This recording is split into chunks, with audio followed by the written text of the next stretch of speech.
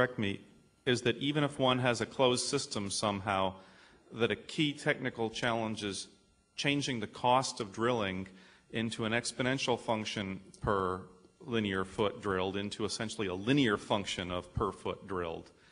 And that even if one did that, which would of course be a breakthrough in the competition cost, because now all of a sudden oil and gas are much cheaper by that same breakthrough, that there's a separate issue that geothermal capacity, except in the hot spots like in the geysers, is equivalent to 5 megawatts. In other words, like 100th the equivalent of a good Saudi well in terms of the actual power produced. And it's exhausted every 5 years as one cools down the rocks with the water. And so one is drilling on the order of 100 times more wells to produce the same equivalent of oil as we do now. So could you speak to whether or not these are right? And if so, and we're thinking about terawatts as to the capital employed and how one would envision a system that would actually do this on a large scale as opposed to cherry picking the hot spots, literally? Yeah. Thank you for using the term that I did not use, the cherry picking of the hot spots. This is the characteristics of the hydrothermal plants. The hot rocks, as I showed you over the entire western US, is there almost everywhere. So the crux of the critical path involves indeed drilling wells much faster, much cheaper. You don't care what you pass on the way. All you're after is temperature. That's why you can't use it for oil. And this high temperature, high impact flames are a possible solution. And we will have to drill a lot. That's why I pointed to it as one of the bottlenecks. Rick.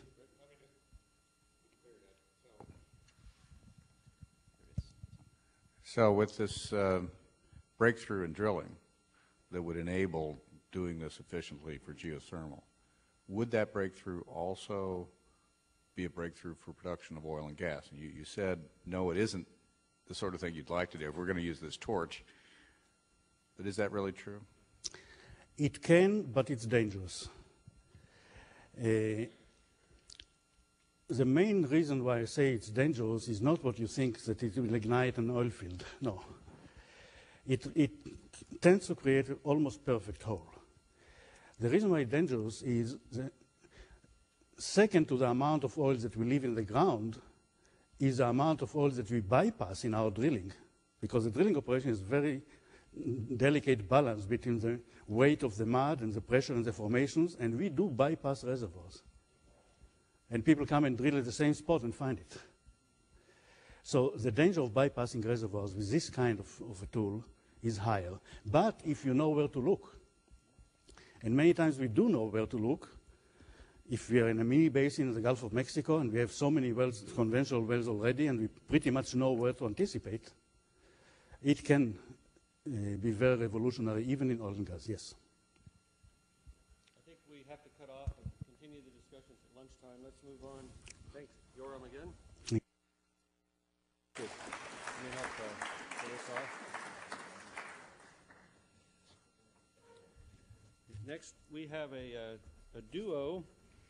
Gerald Dickens, first of all from Rice University, followed by Walter Chapman on methane hydrate. Here's the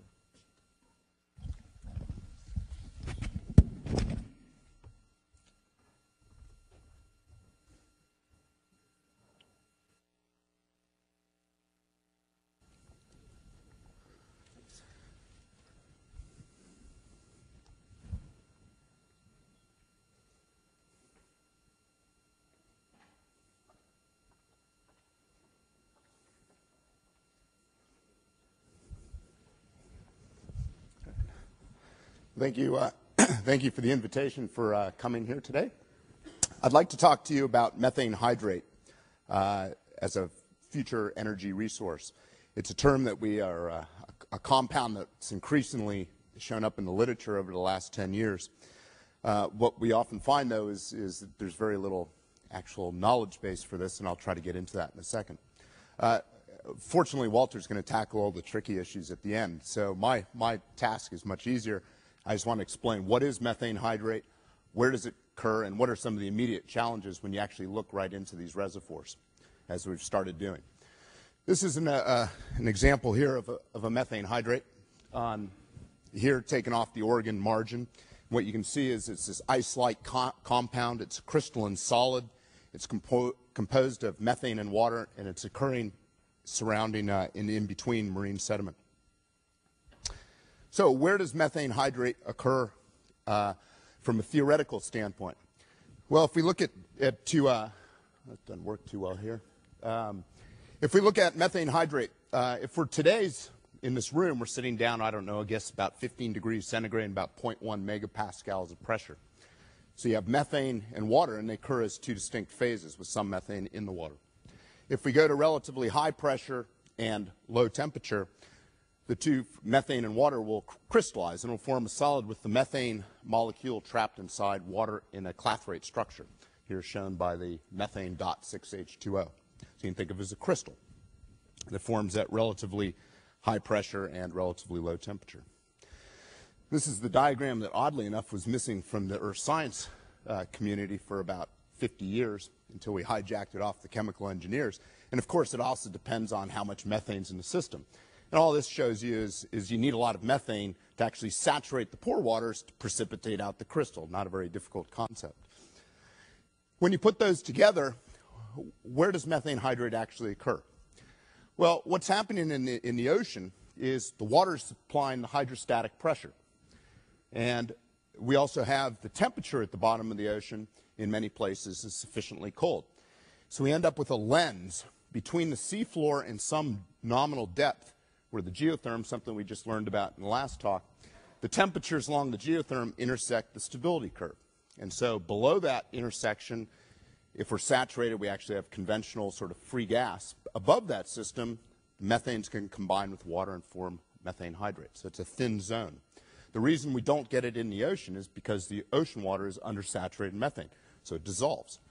And it turns out in most places above at the top of these systems, it's also missing. So now to get into why are we interested in this as a resource at all? These are the locations that we have found or inferred methane hydrate so far. The red dots are places where we've actually recovered methane hydrate from the seafloor as a community. Two dots that I'll talk about just in a second is this one right here called the Blake Ridge off the coast of Georgia, and then up here, Hydrate Ridge off the coast of Oregon, both sites which I and colleagues have drilled in the last couple of years. The blue, just to note, are some permafrost regions, of which Walter's going to mention one, the Masoyka field in Russia. The open circles are areas where we think there's methane hydrate, but we don't really know. And this is based on seismic evidence. Of these red dot areas, we've actually only, as a community, drilled 3 of them so far. So our total net information on this whole topic are a series of boreholes at 3 sites. So why has this suddenly grabbed the community attention? It sort of comes from 2 angles. The first is, as we've talked about with conventional natural gas reservoirs, the amount of methane that is potentially stored in these compounds is on the order of sort of 1 to 2 orders of magnitude greater than sort of conventional resources. So it's an enormous amount of methane. And I'll see in a second what these deposits actually look like and whether this makes any sense from a resource aspect. The second thing is just as more academic, this is personally my side, is if these sort of numbers are correct, we actually have to completely rethink the way the carbon cycle actually works. So in other words, we've pumped billions of dollars in 40 years of research to thinking of the carbon cycle as an ocean, an atmosphere, and a biomass. If these numbers people banter out on gas hydrates correct, we've got a bigger box that's much bigger than the terrestrial biomass or the atmosphere sitting in the ocean. It's this huge dynamic part of the carbon cycle that's completely missing out of our models for how the world works. So much more of an academic exercise, but I put it up here. And just related to that is one of the neat little things that we're starting to understand, if you do believe that way of the carbon cycle, is during times of bottom water warming, we expect methane to leak out of these systems. And in fact, that's exactly what we see. And so we go in the geological record, and we find evidence in the past for events that have happened that look like this. In other words, warming, the hydrate goes to free gas, escapes out of the sediment via slumping, and we see the methane entering the carbon cycle. And we're starting to learn a lot about how the carbon cycle behaves when you add a lot of carbon to it in the geological past once we incorporate this methane. So I'll just give you these two deposits. So these are two of the three that as a community we've drilled so far. So you may hear a lot of information and talk about methane hydrate, but you should always keep in your back of my mind, we don't know a lot about this stuff from a resource aspect by direct information. So we have a lot of theoretical and political discussions, but not much to back it. The first of these is the Blake Ridge off the coast of Georgia. Here shown in the dark shaded area is where we see a bottom similar reflector, and I'll show you that in a second, with the series of boreholes that were drilled here. This is what that resource actually looks like, or this reservoir. The bottom similar reflector is an acoustic interface. What happens is sound travels through sediment. The velocity of sound increases when you have clathrate or gas hydrate in the pore space because you now have a solid. But as soon as it hits free gas and you got a bubble phase in there, the speed of sound drops. So you get a nice acoustic interface that you can see from the ship by sending down sound waves. What we've also done on this site is actually gone in and actually measured the amount of methane by using pressure cores. One of the outstanding challenges just in evaluating the resource, here you have a phase, and as you're bringing it up to the ship, it's melting. So you get up to the ship and you don't see it. So it's sort of like, well, how much did we have before we lost it as we brought it up? What we've started doing is building coring devices that we actually core under high pressure and actually measure the amount of gas off the cores. And what we can see is if we go into these boreholes by pressure coring, we get somewhere be about 0 to 9% of gas hydrate in the pore space in this area. This is over, well, we've got 3 holes in an area by at least seismic or geophysical methods we think covers about the size of Rhode Island. Of that, it's about 0 to 10% of free gas in the BSR. If you take these sort of extrapolations from this one set of boreholes across the whole region with the seismic evidence, we end up with about 35 gigatons of methane carbon, which is about 100 years worth of current gas levels, as we're currently using natural gas in the U.S. So it's an enormous resource. The problem is it's sitting at about 4%, 3 to 4% of the pore space in a highly impermeable system. So the trick is to sink one of these boreholes down and actually get this to flow. And in fact, these are open boreholes, and there's no methane coming up the open boreholes. So it's not under pressure. In other words, it's under hydrostatic pressure, but it's not under lithostatic pressure. So we're not actually getting flow through these systems. The second example, just show you where we're working at now. So this was last summer's drilling off Hydrate Ridge. So it's off the coast of Oregon. And this ridge that we see over in the upper right-hand panel is a ridge that we've got sort of one of the strongest seismic indications for. This would be the sort of archetypical reservoir we'd want to go after. And just to show you what these look like, again, you can see this bottom similar reflector. You see the seafloor on the top, and this bottom similar reflector cruising down along, sitting down at about 150 meters water depth. This is on the low flux system. This would be analogous to the Blake Ridge. These are systems where we don't have a lot of water flow coming up. And so over time, these reservoirs are very old, on the order of a million years. We're sort of charging in these reservoirs, and they're also leaking out today. And we can see this sort of low flux setting versus a different setting that we particularly targeted on the ship. And this is a high flux setting. We can actually see gas chimney coming right up and feeding the seafloor with a big mussel community on the bottom. And what we're doing is now saying, okay, let's just stick a hole right into one of these gas chimneys and see what's there.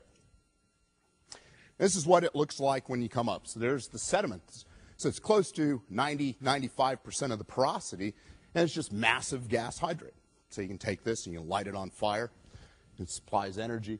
But the total size of this gas chimney is only on the order of about 60, 70 meters across. So this is like a big pipe of gas hydrate that's sitting up very close to the seafloor. And just to show you where we're at as a community, this is the second place we've actually quantified the amount of gas in one of these systems. And what we see is if you go to one of these gas chimneys here on the summit, we're getting somewhere on the order of about 90% of the pore space is actually filled out. Well, it's actually not even pore space anymore because the methane hydrate is actually comprising the whole system. And so you can think of it as the sediments actually floating in hydrate rather than hydrate with inside sediment. The main point of this diagram is just to stress that we've now got these 3 sites. We're starting to understand what these systems look like. They turn out it's not just sort of this nebulous amount of gas hydrate just floating around in the sediment. These are very complicated systems. It'll take, we'll have to drill in certain places where we can find high hydrate, certain places in low hydrate. Some places are not permeable, and it's going to be much more analogous to sort of some of the conventional reservoirs we're working on currently. And I'll pass it over to Walter so he can actually get into some of the more interesting challenges, because he's an engineer, whereas I'm just a neuroscientist. So.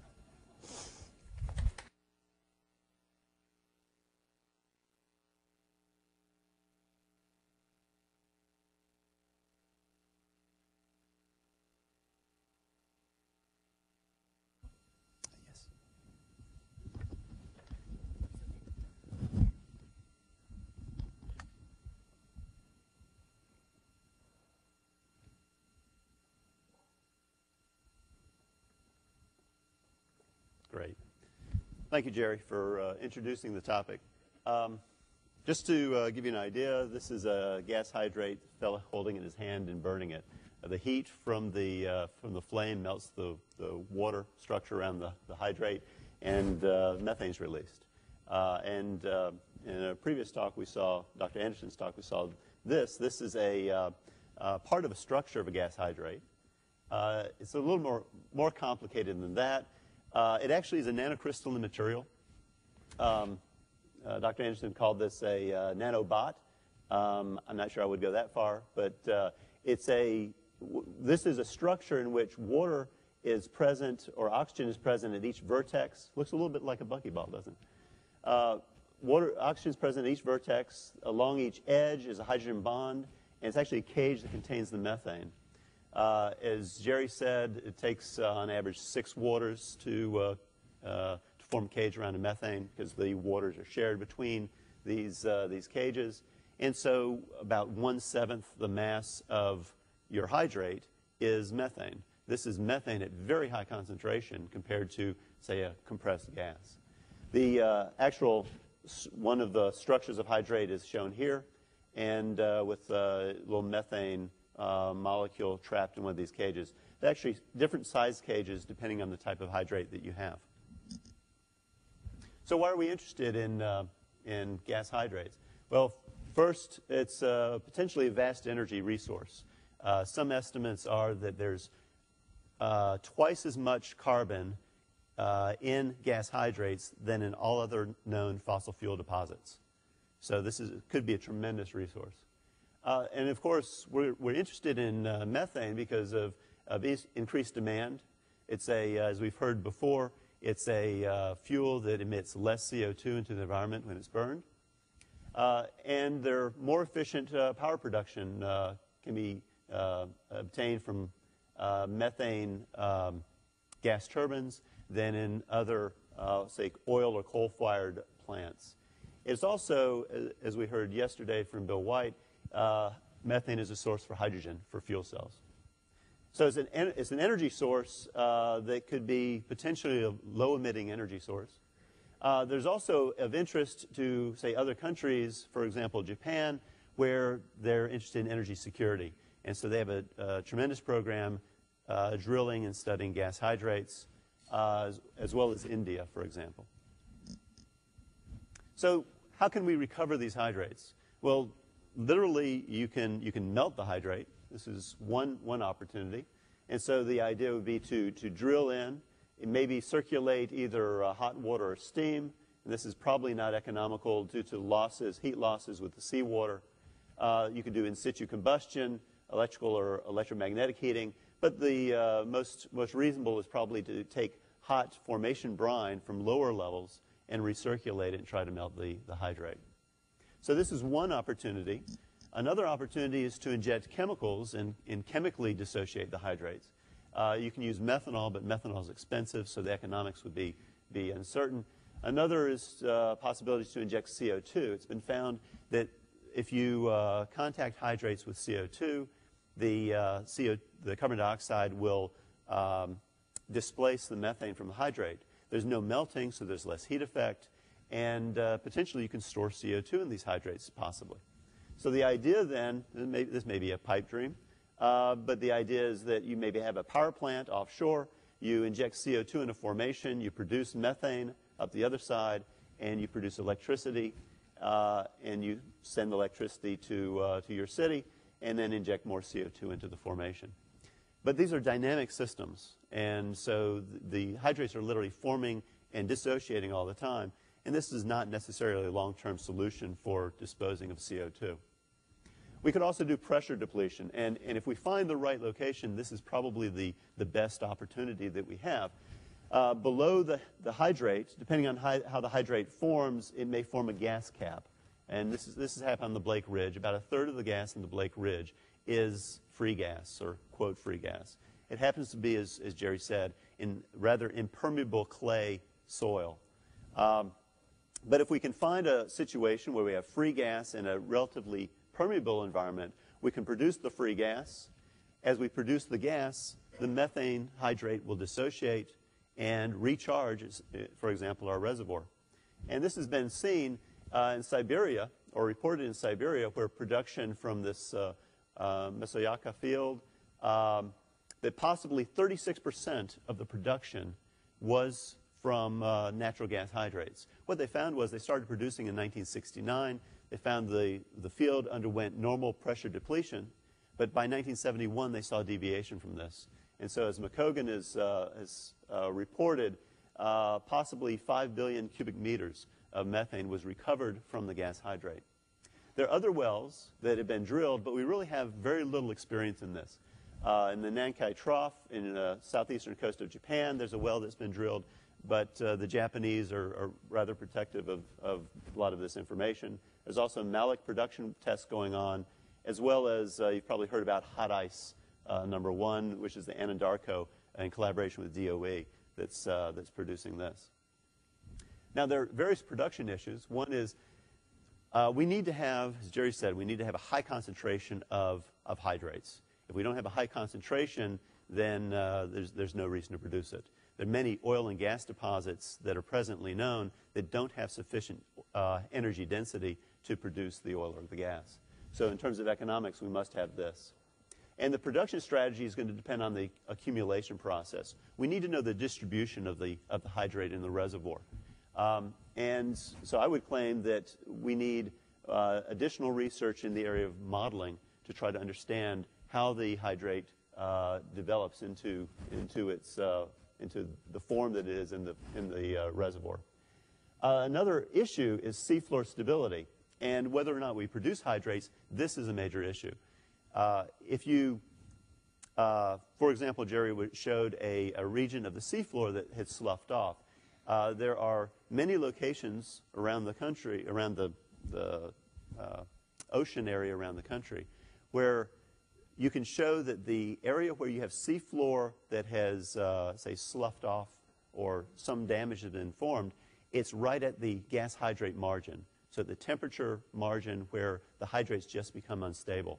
Now, this is important if you're, for example, drilling or producing in the Gulf of Mexico where there are hydrate deposits. You don't want to locate your pipe above one of these hydrate volcanoes that Jerry was talking about.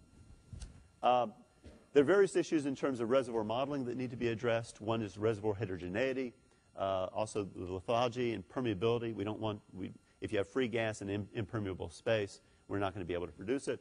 And in studying the formation, the accumulation, we need to know things about the brine flux, heat effects, and thermal conductivity, as well as the mechanism and rate of dissociation of these hydrates. And this is an area where we're focusing our research. Just so you know, hydrates are important for other reasons. In the conventional oil and gas industry, hydrate plugs, for example, this in a pipeline from a Brazilian well, these form and prevent you from producing or transmitting oil and gas.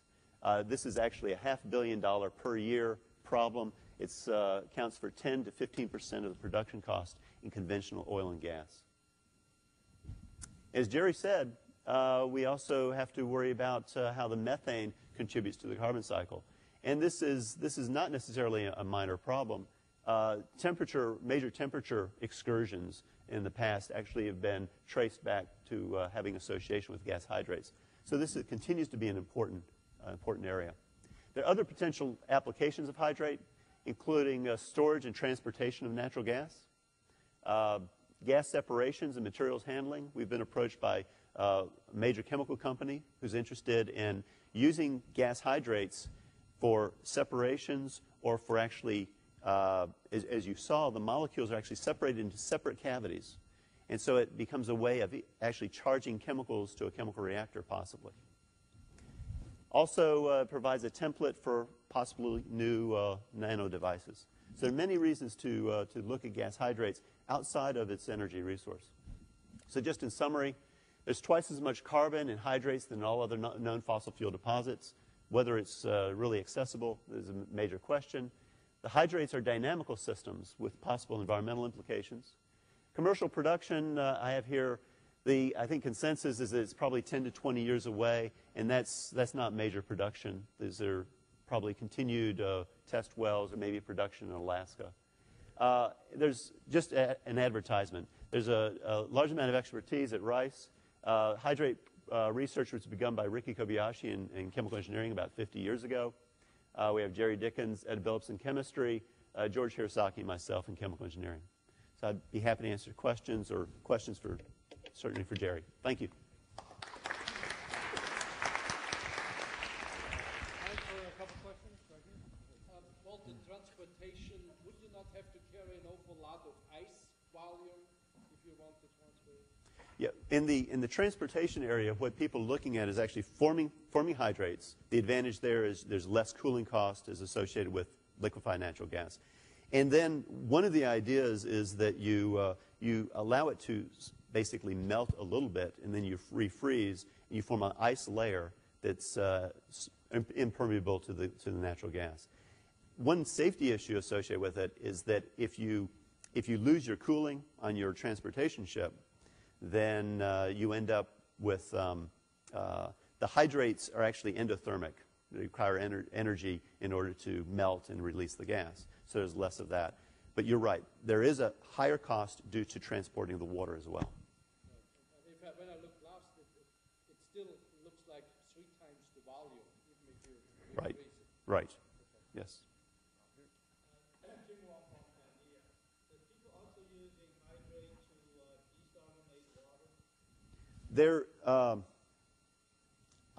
I know that historically there was a project to look at that. I don't know where that is.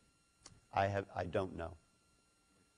You spoke to the dangers associated with a natural cycle by which the hydrates will be released. If we start perturbing the hydrates and reaching inside to pull out the natural gas, is there an issue that methane can be released in parallel, and our great efforts to reduce the global warming are actually undermined by disturbing those beds of hydrates?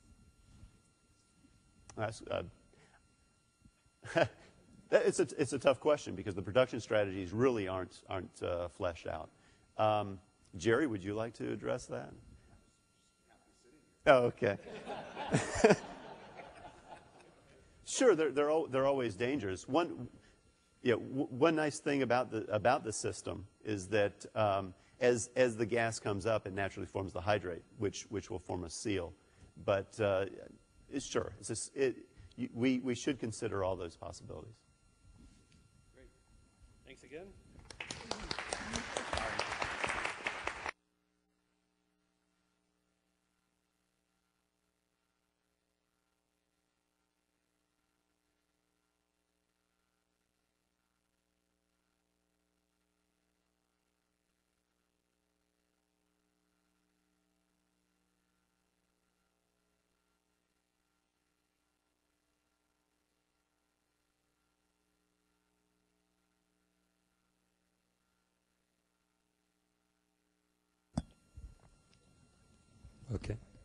Okay, thank you. It's a privilege to be here this morning and speak to you. The topic is coal, and in particular, clean coal technology, and what we've accomplished in the recent program at the Department of Energy, and also where we're headed into the future. In the U.S. economy, coal accounts for about 1/4 of the primary energy consumption. The Department of Energy's Energy Information Administration projects total coal consumption will increase from 1.05 to 1.44 billion short tons between 2001 and 2025. That's an average increase of 1.3% per year. The coal share of electricity generation is projected by EIA to decline from the current 52% to 47% in 2025 as natural gas share increases for electricity. However, coal remains the primary fuel for electricity generation through the year 2025, and EIA is projecting that 74 gigawatts of new coal-fired generating capacity will be constructed between 2001 and 2025. Coal is going to continue to be used on a large scale, and it's an important energy source. So I'm not going to dwell on the resources. I think we've seen enough already to know there's several hundred years supply of coal. I want to look at the technology for using it, because that's the real problem. The challenges facing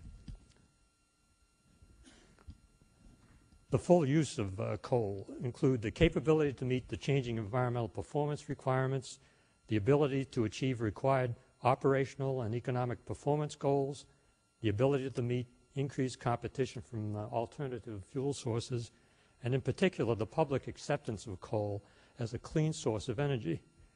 The environmental emissions are the main threat to continued use of coal in the U.S. economy, and the role of the clean coal technologies is to address and eliminate these concerns and open the door to continued and increased demand for coal. Now, the Department of Energy has three major R&D efforts in progress. Beginning in 1985, the Clean Coal Technology Demonstration Program was launched and continues today. There are two newer initiatives, the Power Plant Improvement Initiative and the Clean Coal Power Initiative, and I'm going to briefly cover these topics. First, the demonstration program.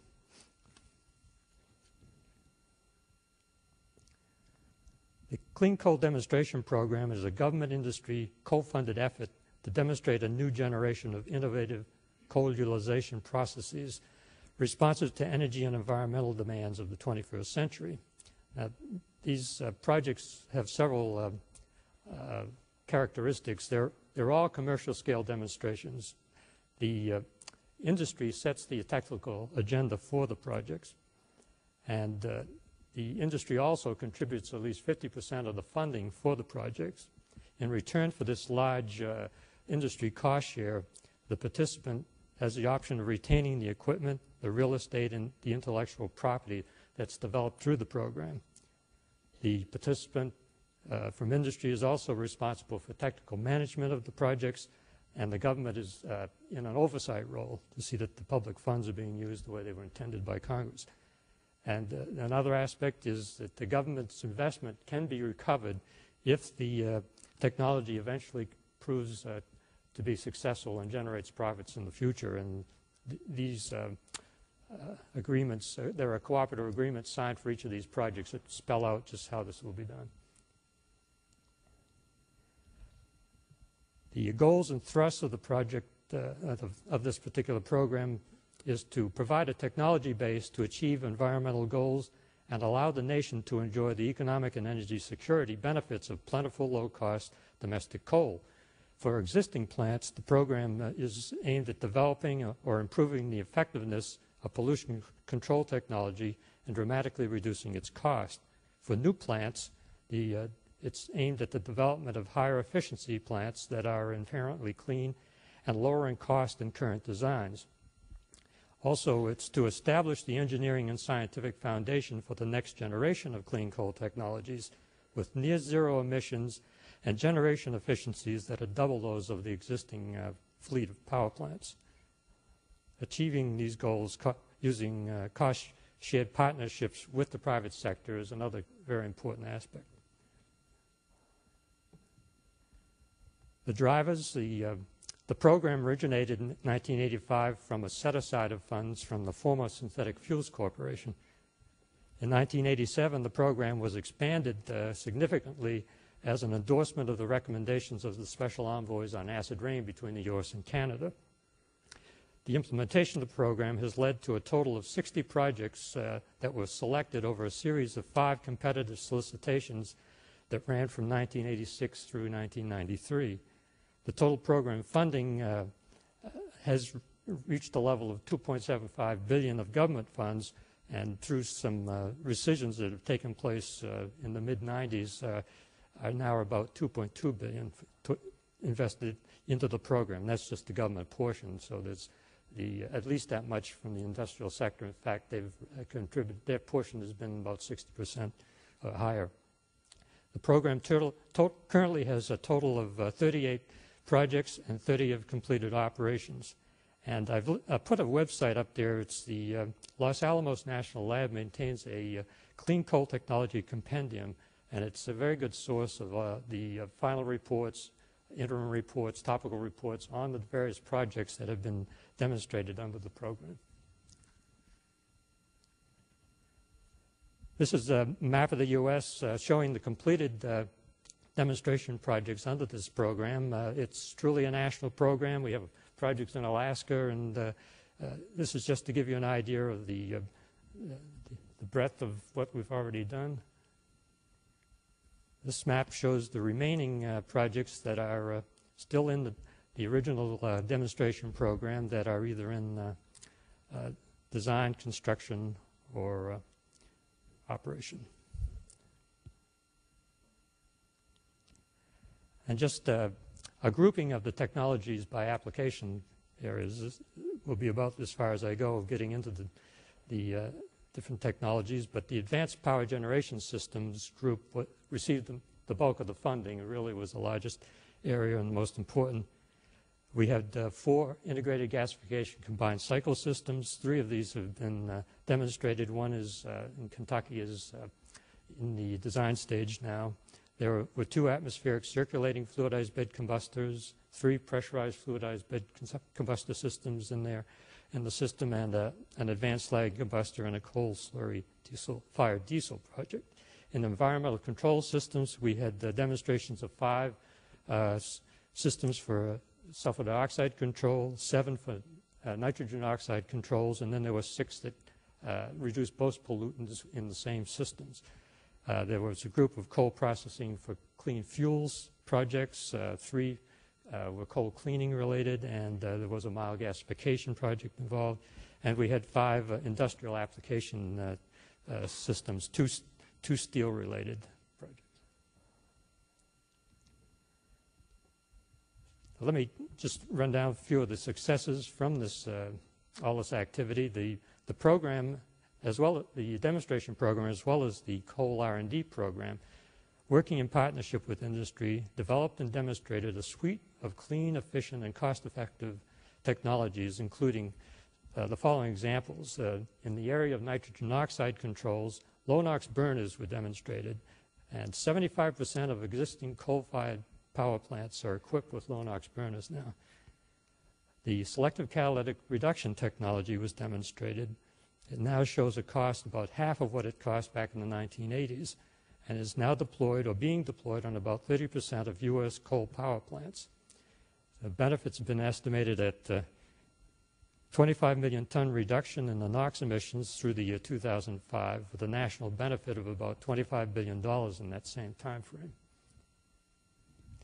For sulfur dioxide controls, the flue gas desulfurization technology now costs about 1/3 of what it did in the 70s, and more than 400 commercial systems have been deployed.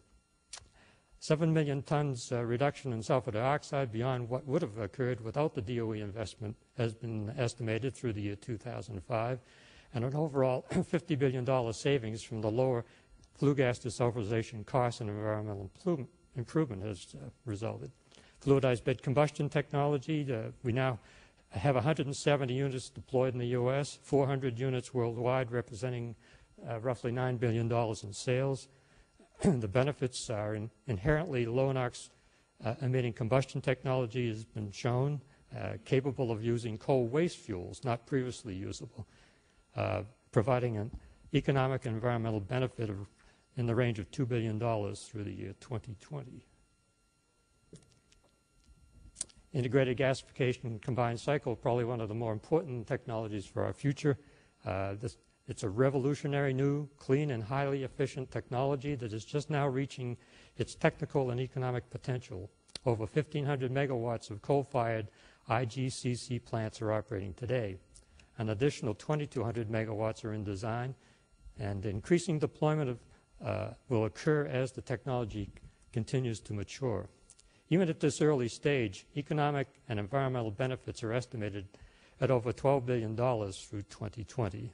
In the long term, IGCC is capable of achieving near-zero emissions, including carbon emissions when coupled with sequestration, and efficiencies of 60%, almost doubling today's fleet average of 32% under the proposed FutureGen initiative. And I'll mention that a little more in a minute. Today's IGCC generation efficiency has already been improved to the mid-40% range, a 30 to 50% improvement. Just a word about the Power Plant Improvement Initiative. This was one of the more recent activities. 8 projects were selected from 24 proposals that were submitted to the department in April of 2001 in response to a solicitation that was put out. 2 of the projects withdrew. Most of the projects that are remaining focus on technologies enabling coal-fired power plants to meet increasingly stringent environmental regulations at the lowest possible cost. DOE expects to provide about $51 million into this activity, with the private sector nearly $61 million for these projects. Again, good participation from industry. A map of the Power Plant Improvement Initiative projects. All are in the early stages. Either one's in operation, the other are either in negotiations or design phase. The Clean Coal Power Initiative is the third piece I'd like to mention briefly. On January 15th, Energy Secretary Abraham of this year announced the first 8 projects chosen by the department in the initial phase of the Clean Coal Power Initiative. These projects are the first in a series of competitions to implement President Bush's 10-year, $2 billion commitment to clean coal technology. Of the 8 selected, 3 of the projects are directed at ways to comply with the Clear Skies Initiative, which calls for dramatic reductions in air pollutants from power plants over the next 15 years.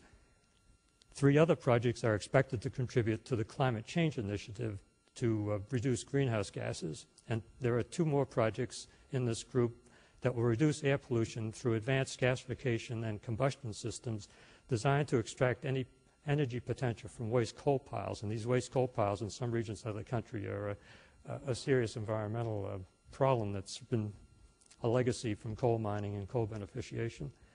A map of the projects in this initiative to date show the spread, and they're all in negotiation at this point since they were just announced a few months ago. There are 2 other important activities. One is the programs and projects in particular. The FutureGen project I'll mention quickly, and the Vision 21 R&D program.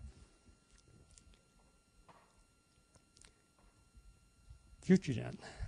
The U.S. is proposing to sponsor a $1 billion 10-year project to create the world's first coal-based zero-emissions power plant. The project is to establish the technical and economic feasibility of producing electricity and hydrogen from coal while capturing and sequestering the carbon dioxide generated in the process. Now, a consortium of industry companies will be responsible for the design, construction, and operation of the FutureGen plant, and also for the monitoring, measuring, and verification of the CO2 sequestration. The consortium shall collectively own and produce at least 1/3 of the nation's coal and at least 1/5 of its coal-fueled electricity. The FutureGen plant is envisioned to employ coal gasification technology. There will be roughly 275 megawatts of equivalent electricity output, and it will sequester the carbon dioxide in deep geological formations. And I've read press releases that companies are already joining forces to create this consortium. TXU has been mentioned in the list of companies, along with Southern Company, American Electric Power, and I think Battelle out in Columbus, Ohio, is going to be heading it up, and that's one of the proposals I've read. Nothing official announced on it. The Vision 21 concept is ongoing in the department. It's a new generation of coal-based power plants will be required to meet demands of the 21st century. This will be fluidized bed combustors, both the atmospheric and pressurized versions, and the integrated gasification combined cycle. Now, these advanced clean coal concepts will provide the building blocks for achieving low-cost production of electricity, process heat, and high-value fuels and chemicals. They'll be capable of using a multiplicity of feedstocks, virtually no pollution emissions, and efficiencies greater than 60%. This is our vision. It's called the Vision 21, the power plant of tomorrow, and the research and development within the department is heading in that direction. One or two ideas on nanotechnology in coal. With the advances in fuel cell development, hydrogen, the power behind the fuel cell, is expected to be the fuel of the future. And this ties in with FutureGen and the direction we're heading in with the department's program. One of the promising areas of R&D is employing nanotubes to store hydrogen for use as fuel in automobiles. But I've read various accounts, and there's a lot of disagreement about just how much hydrogen nanotubes can store. So this is an R&D area that's going to need some more work. Also, the R&D I've also been told is needed to prove the feasibility of using novel carbon nanotube membranes for separating carbon dioxide from flue gas effluent of power plants. Now, researchers at the department's National Energy Technology Lab are studying these problems and others. I know other laboratories are also involved in this work, but I've listed the NETL lab site, which is also an excellent source for keeping up on the status of solicitations, what's coming down the road, and where the solicitations that have already been issued stand as far as progress has been made. So check that site out if you are interested in getting more involved in the activities in this area. Thank you. I'll stop there.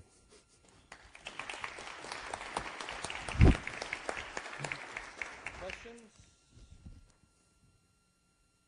I'm going to escape. Oh.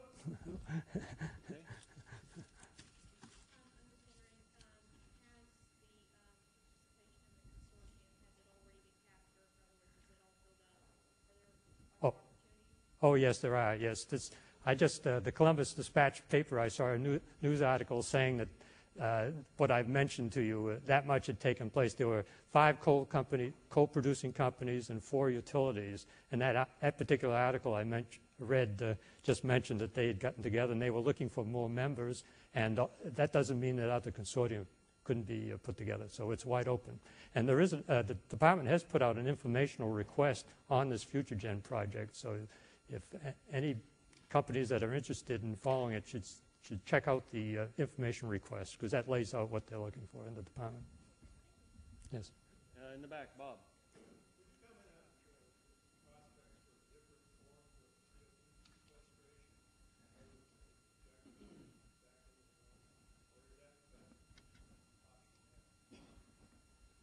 Well, the announcement on FutureGen looked like it was being steered towards sequestering the CO2 in saline aquifers. But I think the consortium, the industrial consortium, is going to be making that decision.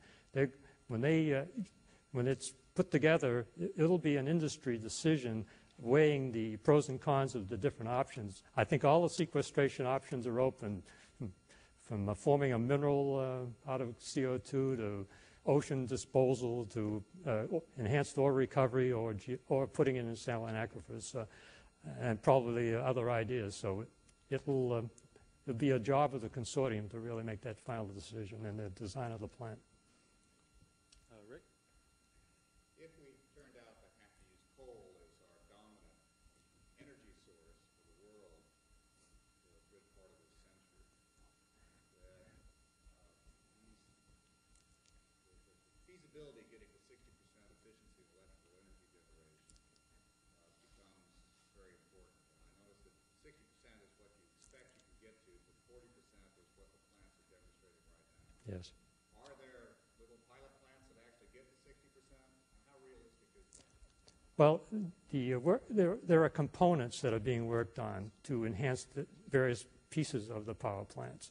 And that's where the work's being done under the Vision 21 program, because Vision 21 will include the capture and recovery of CO2 and disposal, which is going to work against efficiency overall. But yes, there is work going on to eventually reach the 60%. Second question, if you consider the overall energy that it takes to mine the coal, get it to the plant, go through the whole process to generate electricity, if we're really going to rely on coal to produce 10, 20 terawatts thermal power or 10 terawatts electrical power, how much coal resources really do we have when we consider the energy necessary to get it out of the ground and take care of the coal? It's the life cycle. Okay, but if we're talking about the whole planet living on coal, the 20th century, and those Well, we aren't saying that renewables won't ever have a role. I think coal is, we're proposing producing hydrogen from coal to get a hydrogen economy started. It will be a way to get the infrastructure created. And we think, from what I understand, coal is probably the most practical and cost-effective way to do that. Yeah, that's why it's very important to yeah, right. Is there a study that you've seen that's been printed I can get at that looks at that critical issue? No, I don't know one. That doesn't mean it hasn't been done. Planning to bake such a study? I think we'll be investigating that subject. Okay, I think let's move on. Thanks, Bill. Okay, thank you.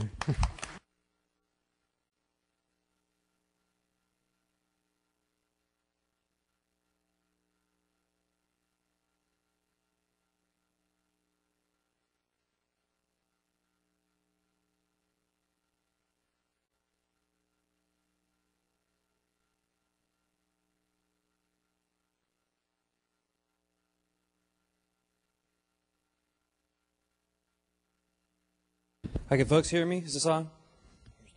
Thank you. Tremendous. Well, I'm sure that you all have looked at your schedules and found out that you're supposed to be eating lunch right now. But I have come today to preach carbon sequestration to y'all. And like any other preacher, I'm keeping you through your initial lunchtime so I can talk just a little bit more about this. And like any other good preach, this is going to involve first the hellfire and damnation part of the story, and then how you can find salvation at the end of the day. Now, before I start, though, I want to leave you with the three main things that I want you to pull away from this talk. The first of all of that is, if we're serious about carbon sequestration, and I'm going to give you some reasons why I think we should be serious about carbon sequestration, our funding base right now is off by about a factor of 100. We are way underfunding this initiative. The funding is continuing to grow. It's about doubling every year. That's great, but we're way, way off base in terms of what we need to be spending. The second thing that I want to put in that pile is that part of that mix has got to be large-scale studies. If we don't do large-scale studies, we're not going to do the science that we need to actually store carbon properly and make sure that we understand the monitoring systems, make sure that we understand the geological background behind it all.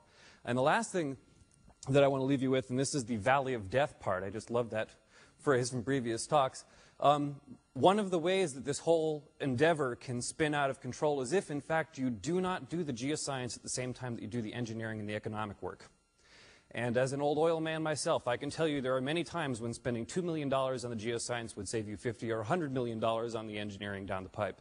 And it's no different than that when it comes to carbon sequestration. So let me start actually first by acknowledging my colleagues here, particularly Jerry Stokes and Jim Dooley, Jay Edmonds. These folks at the Joint Global Change Research Institute have contributed a lot of material to this talk. My co-workers at the University of Wyoming, particularly Dag Numedal, and the partnership which we've put forth, the Rocky Mountain Carbon Utilization and Storage Partnership in particular.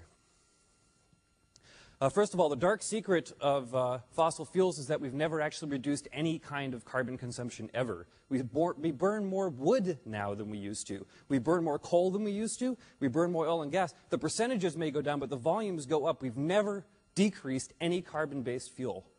And in fact, that goes for any other kind of fuel either. We just use more. So even if we can come up with a really good looking renewable source and start to trade off the percentage that's going on, it's likely that these numbers will continue to go up for all carbon-based fuels. By the year 2050, we need another 300 exajoules of power. That's a lot. And we're not going to get there easily. And a lot of that is going to come from significant growth in developing countries. So if we can't do it in developing countries, we're out of luck. As the punchline for this is at the bottom, we are going to rely heavily on fossil fuels in the future, and there's no really easy way out of that. That's actually not a particularly bad thing. On a grand scale at the top here, sulfur emissions, NOx emissions, ozone, all these things are, I'm overplaying it here. They're not negligible concerns like it says there, but they're tractable. We actually understand how to deal with these particular problems. And the incremental costs associated with fixing them are actually reasonably well understood. And this is one of the things that Mr. Fernald was just talking about. We are making significant progress on these right now. We're also, this is the punchline of this talk, we're not going to run out of fossil fuels.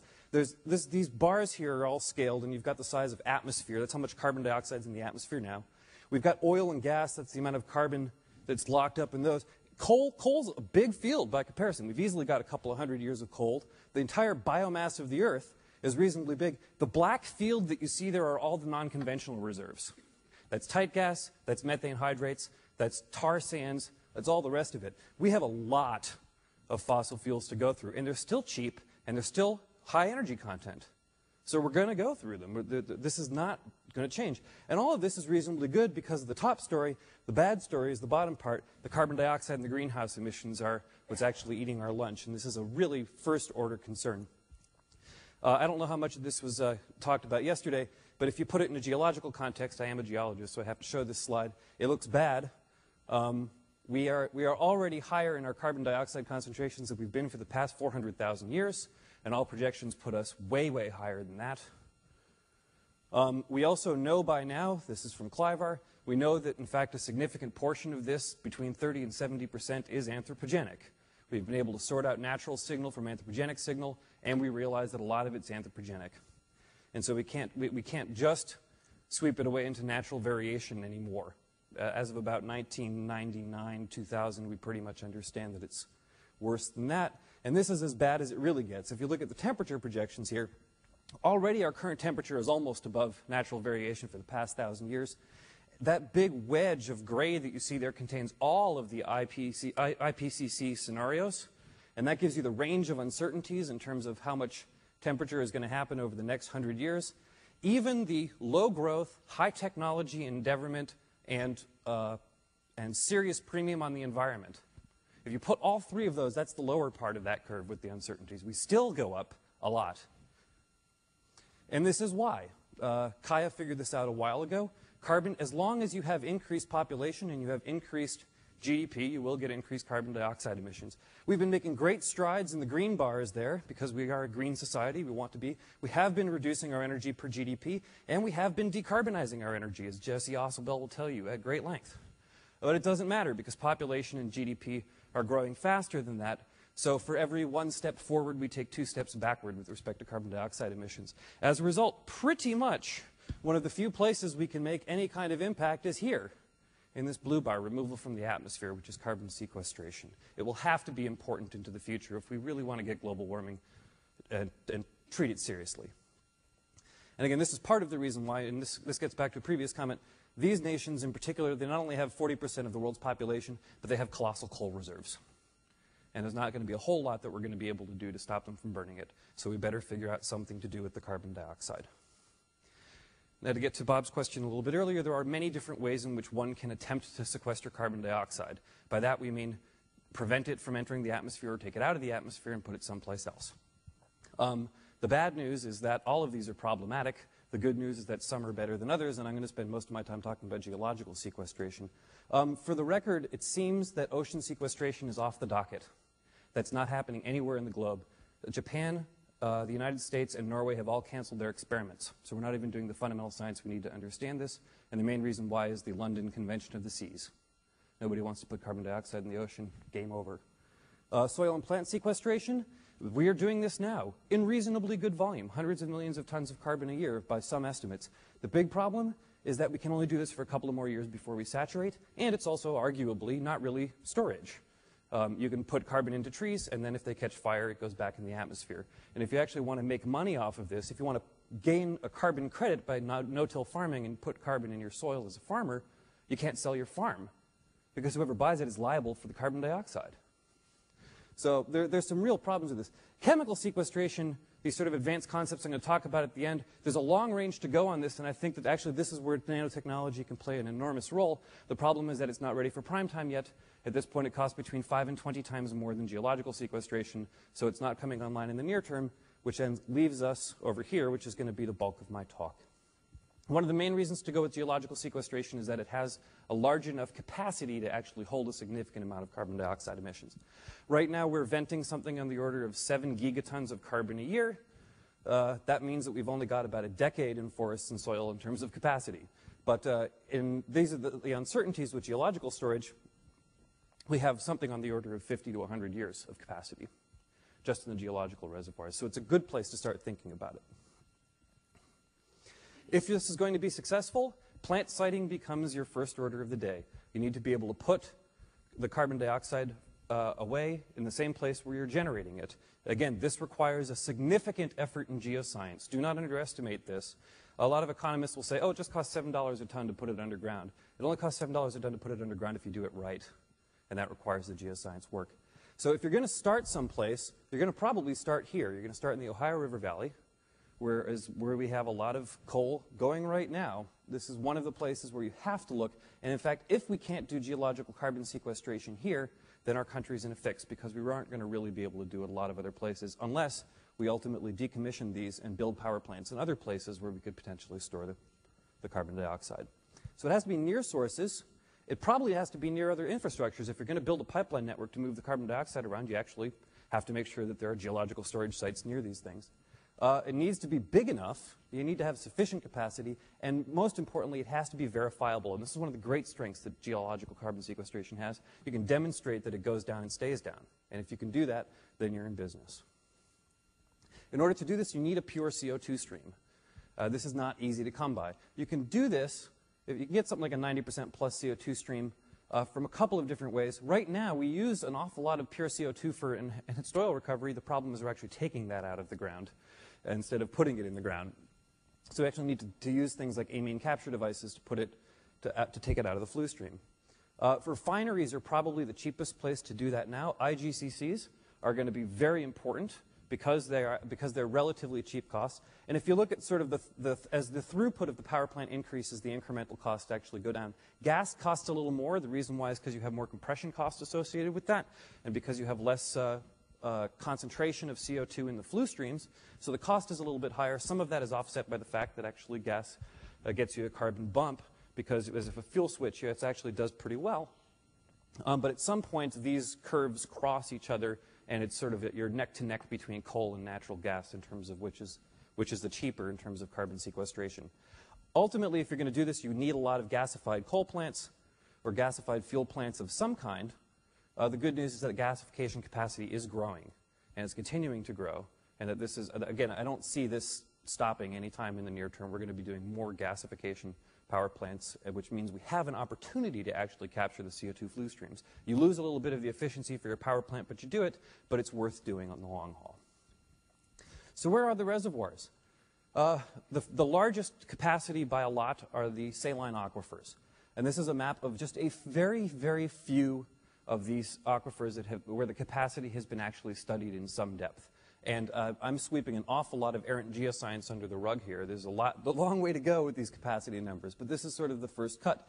The good news is that there are actually any number of targets here in the Ohio River Valley, and there are some very large aquifers in other part of the country, especially here on the Gulf Coast, which looks like it's going to actually be sort of the Klondike for carbon sequestration in the long haul.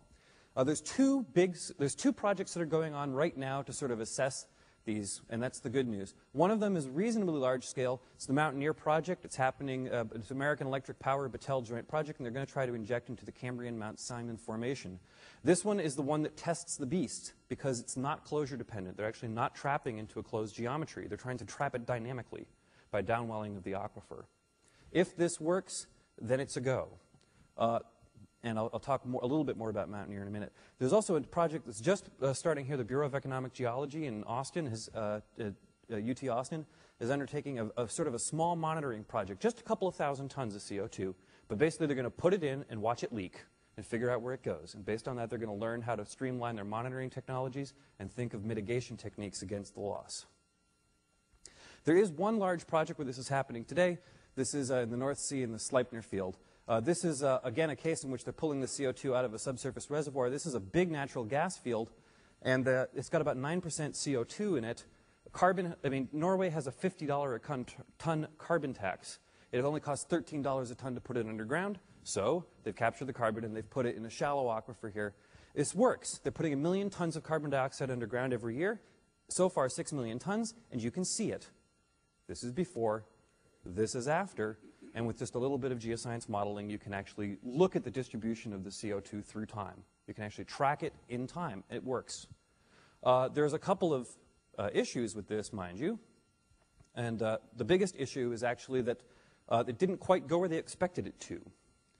The CO2 did come up, and it did basically form a trap, but there were small shale barriers, you can see them in here, that baffled the CO2 as it moved up. That's a good news, bad news story. The velocity model for the seismic was off, so they had not quite understood the trap dimensions as they had mapped them. And there's a number of other issues in here, too, like small percentages and the content of the methane in this flue stream matters a lot in terms of the subsurface aqueous chemistry. The biggest bad news story about this, actually, is that this aquifer is highly uncharacteristic of most aquifers in the world or the country. It's very high permeability. It's very high porosity. We haven't actually done a test in a reservoir that's more like where we're trying to inject to in the near term. Coal. We can inject into coal beds as well. This is a map of the coal in the United States. We are the Saudi Arabia of coal. We have an awful lot of coal. And the good news is that if you inject carbon dioxide into that, you can do two things. One, the carbon dioxide adheres to the mineral surfaces. It actually sticks in the nanopores. Good nanotechnology project right there. And as it does that, it actually frees up a small amount of the methane that is absorbed onto the surface of the coal in the first place.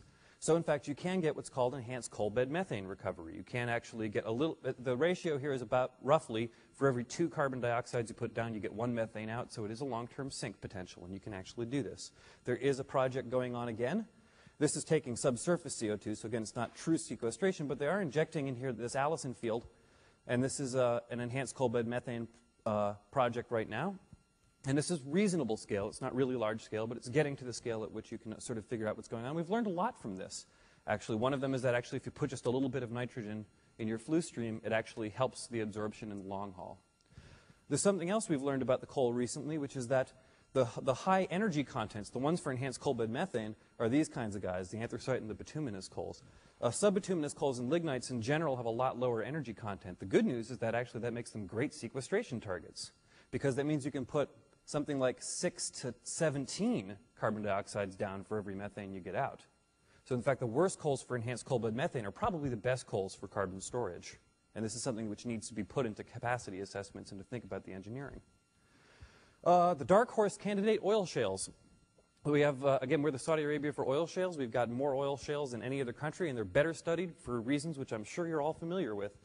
The punchline is that the absorption mechanism is probably the same here as it is with coal. You have absorption onto mineral surfaces, and these can actually probably release a certain amount of methane in association with this. This is completely theoretical. It's just untested. We don't even have the basic experiments in place to sort of understand how well this works, but, you know, we've got to start someplace. Another dark horse candidate, plateau basalts.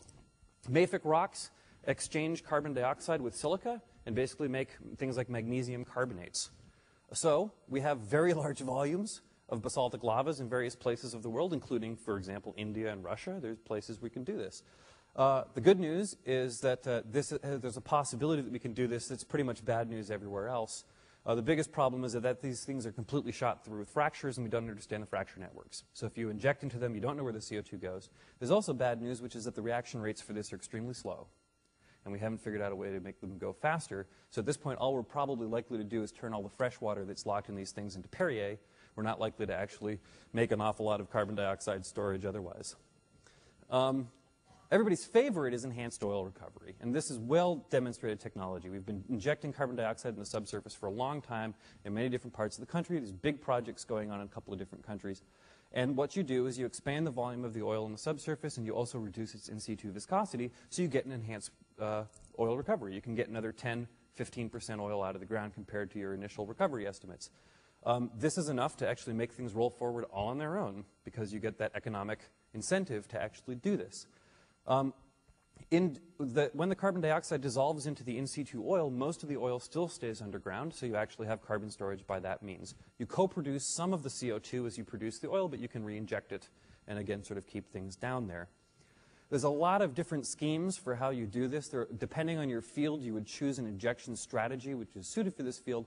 But the big news here is that it's a function of gravity, the water saturation, wettability, CO2 slug, a lot of straightforward engineering problems. This is off-the-shelf technology. We know how to do this. We just actually have to scale it up. And this is exactly what Encana Petroleum has done. They've made the largest EOR project going in the world, a single one. And this is actually sequestration. They built a 330-kilometer pipeline from a gasified coal plant in Beulah, the Great Plains coal plant, and they're shipping it up to Weyburn, which was discovered 50 years ago. It's on the very, very tail end of its production life. But they're going to get something like another 130, 160 million barrels of oil out of this field. It's a huge field. That's why they're doing this. They're not doing it for love of green earth. But the good news is at the end of the project, they will put something like 19 million tons of CO2 underground. Now, that's good. That's actually a reasonably large number. The bad news is, again, it comes back to a question of scale. If we want to do this seriously, we need something on the order of 1,000 Sleipners or 1,000 Weyburns. If we want to reduce our atmospheric, the Department of Energy has this as a stated goal. They want to reduce our atmospheric flux something on the order of 500 million tons by the year 2025. If we're going to do that, we need an awful lot of these kinds of projects, which means we need to do them at big scales. Here's the rationale writ large. If we want to stabilize atmospheric concentrations at some preordained level, let's say 550 parts per million, that's the upper curve, we basically need to reduce emissions within this decade or to the next decade. These are all of the scenarios. None of them comes close. So we have to really ramp up big. This gets back to the reason why I'm saying we're off by a factor of 100 on our funding. We need to be doing this at an extremely large scale. Here's another thing. One of the things we've learned from the petroleum industry is that you can produce any field for, say, 3 to 8 years before you run into problems. And then at that point, you start to hit the barriers that are in the reservoir, and things change, and you need to spend some more time and effort sort of getting it right.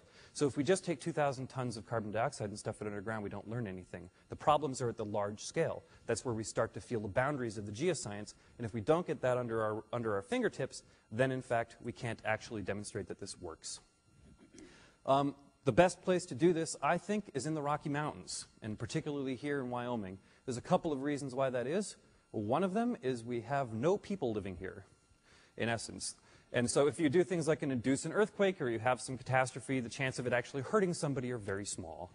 Another reason to do this, we already have 330 kilometers or 300 kilometers or so of CO2 pipelines. And Anadarko is going to build another 125 kilometer spur up here to Salt Creek. So we've already got 500 kilometers of CO2 pipelines. And these things run all over oil fields, gas fields, and saline aquifers, and coal seams and oil shales. All of the targets we would want to investigate all lie underneath this pipeline network. So it seems like a reasonably good place to start, which is why we have, this is my sales pitch, the Rocky Mountain Partnership is a multi-sectoral effort here.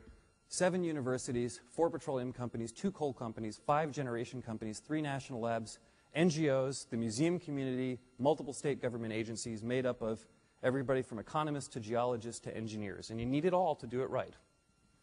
And so we're really taking this on as a major effort. I'm going to run ahead here and just talk about critical research targets for the nanotechnologists out there. The capture devices are the A number 1. If we can't get the capture costs down, this is off the menu.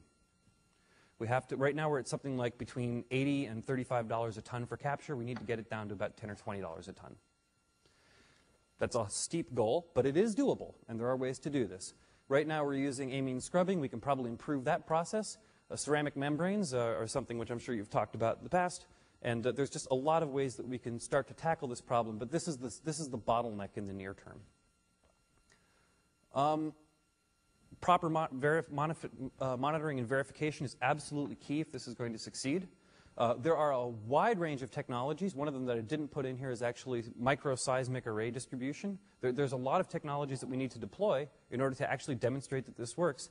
So what we need is basically a national testing facility like the Rocky Mountain Oil Field Testing Center, as an example. We need a national facility where we can actually just go and do this. Monitor the snot out of it, Cadillac the entire thing, start injecting and see what happens. And we'll learn enough so that within 10 years we can say whether we can do this or not. Advanced storage concepts is the last place for the technologists to weigh in big. These involve things like genetic engineering of carbonate-forming bacteria. Mussels already know how to do carbon sequestration. If we can figure out the genes that do this and transplant them into bacteria, then maybe we can move the ball forward. There's a whole range of potential distributed capture devices. These are things like Venetian blinds that sit in the air and collect carbon out of the air and sort of work them down through calcium hydroxide capture. So there's ways to do this, but again, this is not ready for prime time. In general, these approaches rely on untested technology, but they have to be a critical component of our research scenario. And biological interactions are going to be an important portion of that. There's only one thing I want to talk to you about with respect to this. There's a scientist at University of Maryland named Steve Lauer who's finally doing the kind of work that needs to be done. This is atomic force microscope. He's attached one bacterium to his microscope, and he's bringing it a few nanometers away from a mineral surface, and he's measuring the deflection of this using a laser, and he's finding the actual electrochemical attractive or repulsive potential of the protein surface of the bacteria. It's just astonishing. The forces that he's measuring are in nanonewtons. Nanonewtons are about the gravitational potential between me and you. These are very small forces, but they're being measured, and this is allowing us to understand a lot about the biology and how these things interact with minerals, which is where we need to go to do this well. The punchline is from Kofi Annan. The agenda is broad and the needs immense, but together we are equal to these challenges. We just need to make sure we do it right. Large-scale tests are crucial. We need to do the geoscience, and we need to fund it at the appropriate levels. Thank you very much.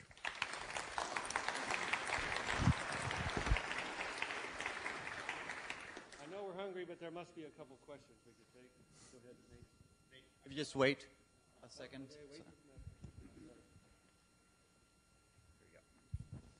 Thanks. I agree with everything you said, especially the need for large-scale tests.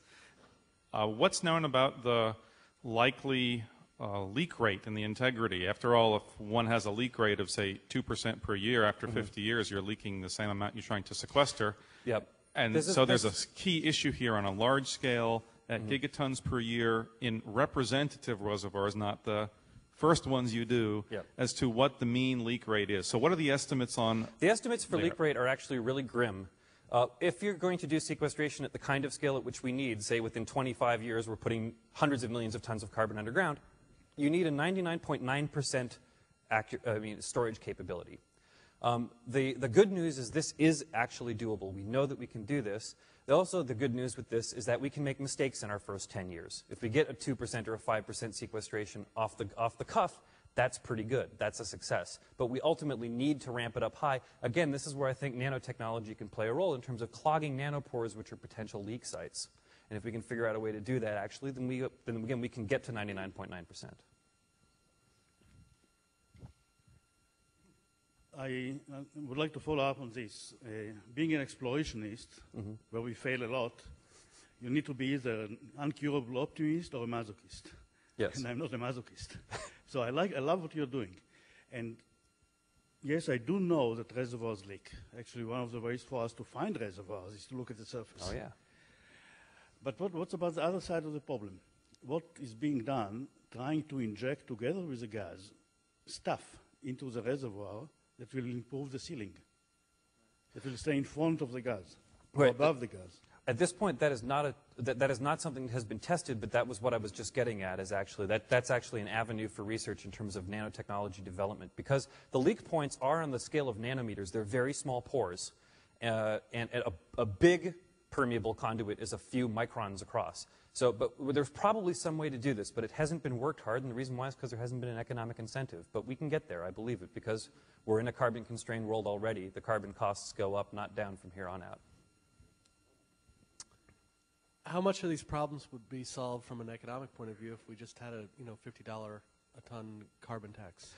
That's a great question, and there's an economist at MIT named Howard Hartzog who's done a certain amount of work on this. A lot of these options, things like saline aquifer storage, they become economic at something like $30, $35 a ton. And so if that's sort of the break-even point for a lot of these things, given our best guesses right now.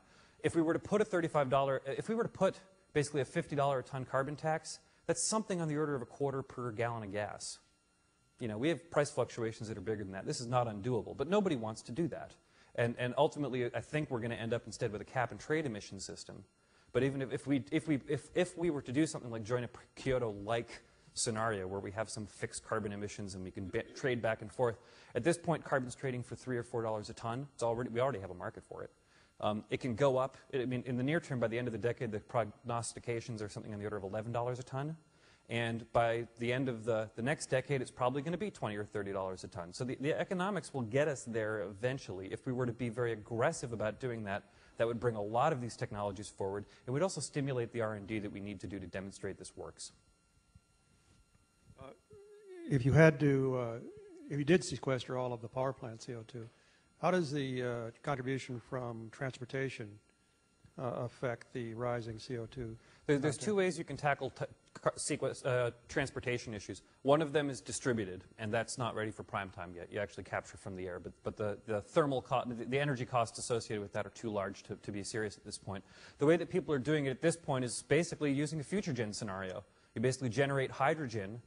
You store the carbon dioxide, and you use the hydrogen as fuel stock for fuel cells and stuff like that. There's a long way to go with that, don't get me wrong, but that's sort of the modern dogma in terms of how we can decarbonize the fleet. So is it fair to say that distributed CO2 is driving the movement to the hydrogen economy? Is that? If I were to be really cynical, and you know, I don't know why I would be really cynical, I think the drive to a hydrogen economy is actually driven by the fact that if car companies make a lot of hydrogen fuel cells, they'll be able to sell more SUVs because their fleet will be balanced out. But I don't care how we get there, because once hydrogen is actually in the power stream, and you know, we have a lot of technical hurdles, which we'll hear about after lunch. But if we can get there by hook or by crook, I'm all in favor of it, because that will allow us to do things like burn coal, burn bitumen and ore emulsions, stuff like this, because we need the power. And if we can get the hydrogen out of it, then we're in business. Thank you. My understanding is that the sequestration location and the power plant location have to be rather close together, because pumping carbon dioxide is not practical for over very long distances. Well, so that's basically true. The compression costs are expensive. So, but my question then is, if you take your map of the United States and you plop on it all the actual power plants in the country, what fraction of them are, in any practical sense, sequesterable? The short-term answer is we don't know, because we haven't really done that study yet. But because we don't really know what's feasible in terms of things like the saline aquifers. We have guesses. But what I think are going to emerge as these strong favorites for where you choose to build power plants as a consequence of this is you do it on the Texas Gulf Coast, because you can sequester in the Vicksburg and the Frio Trend, and you do it in the northern Rockies, because you have a huge volume of depleted oil and gas fields up there with really large capacity, as well as all these other approaches. So if you were to plant power sites in terms of where you can store the carbon, if you're going to do that siting exercise, then I think that you wouldn't put them in the Ohio River Valley. I'd think you'd put them in other places. But unfortunately, they're not necessarily close to large population. Two questions. Yes, two questions. The first is, why not West Texas? Because we have, well, we're very fortunate. We have the Texas Railroad Commission, and it's mapped everything under the state for as long as the last 35 years, and it has a very good track record on what those leakages are. And the second part of it is regarding price. We've already established pricing structures in Europe in terms of penalties, at least proposed, at 40 euros in 2005 and 100 euros in 2008.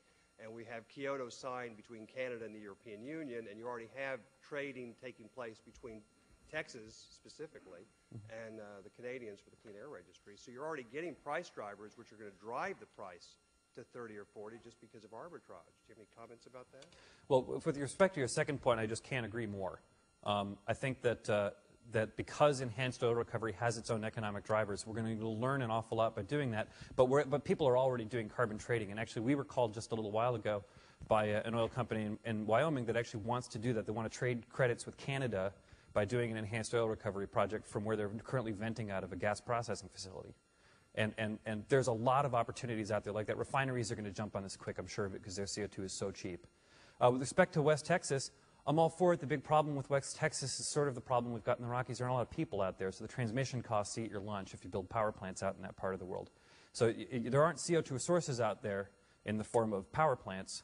The only CO2 sources are geological ones, which is what they're using for the EOR now. If there was a way to get the power to people relatively cheap, then I would say full steam ahead. We've got 80 billion barrels of oil equivalent in place or something like that. I mean, we've got a large capacity there, and we've got well-defined traps, and we've been injecting there for 15 or 20 years already. So we should go after that.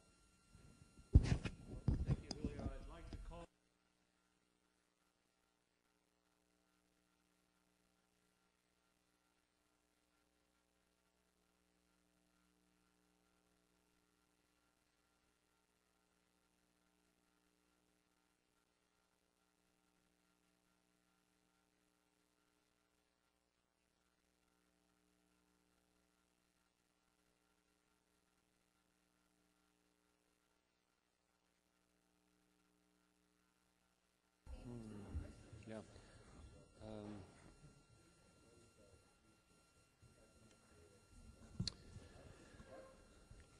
Okay, we're ready to start the afternoon session, and we have a stellar lineup, as we have had both days.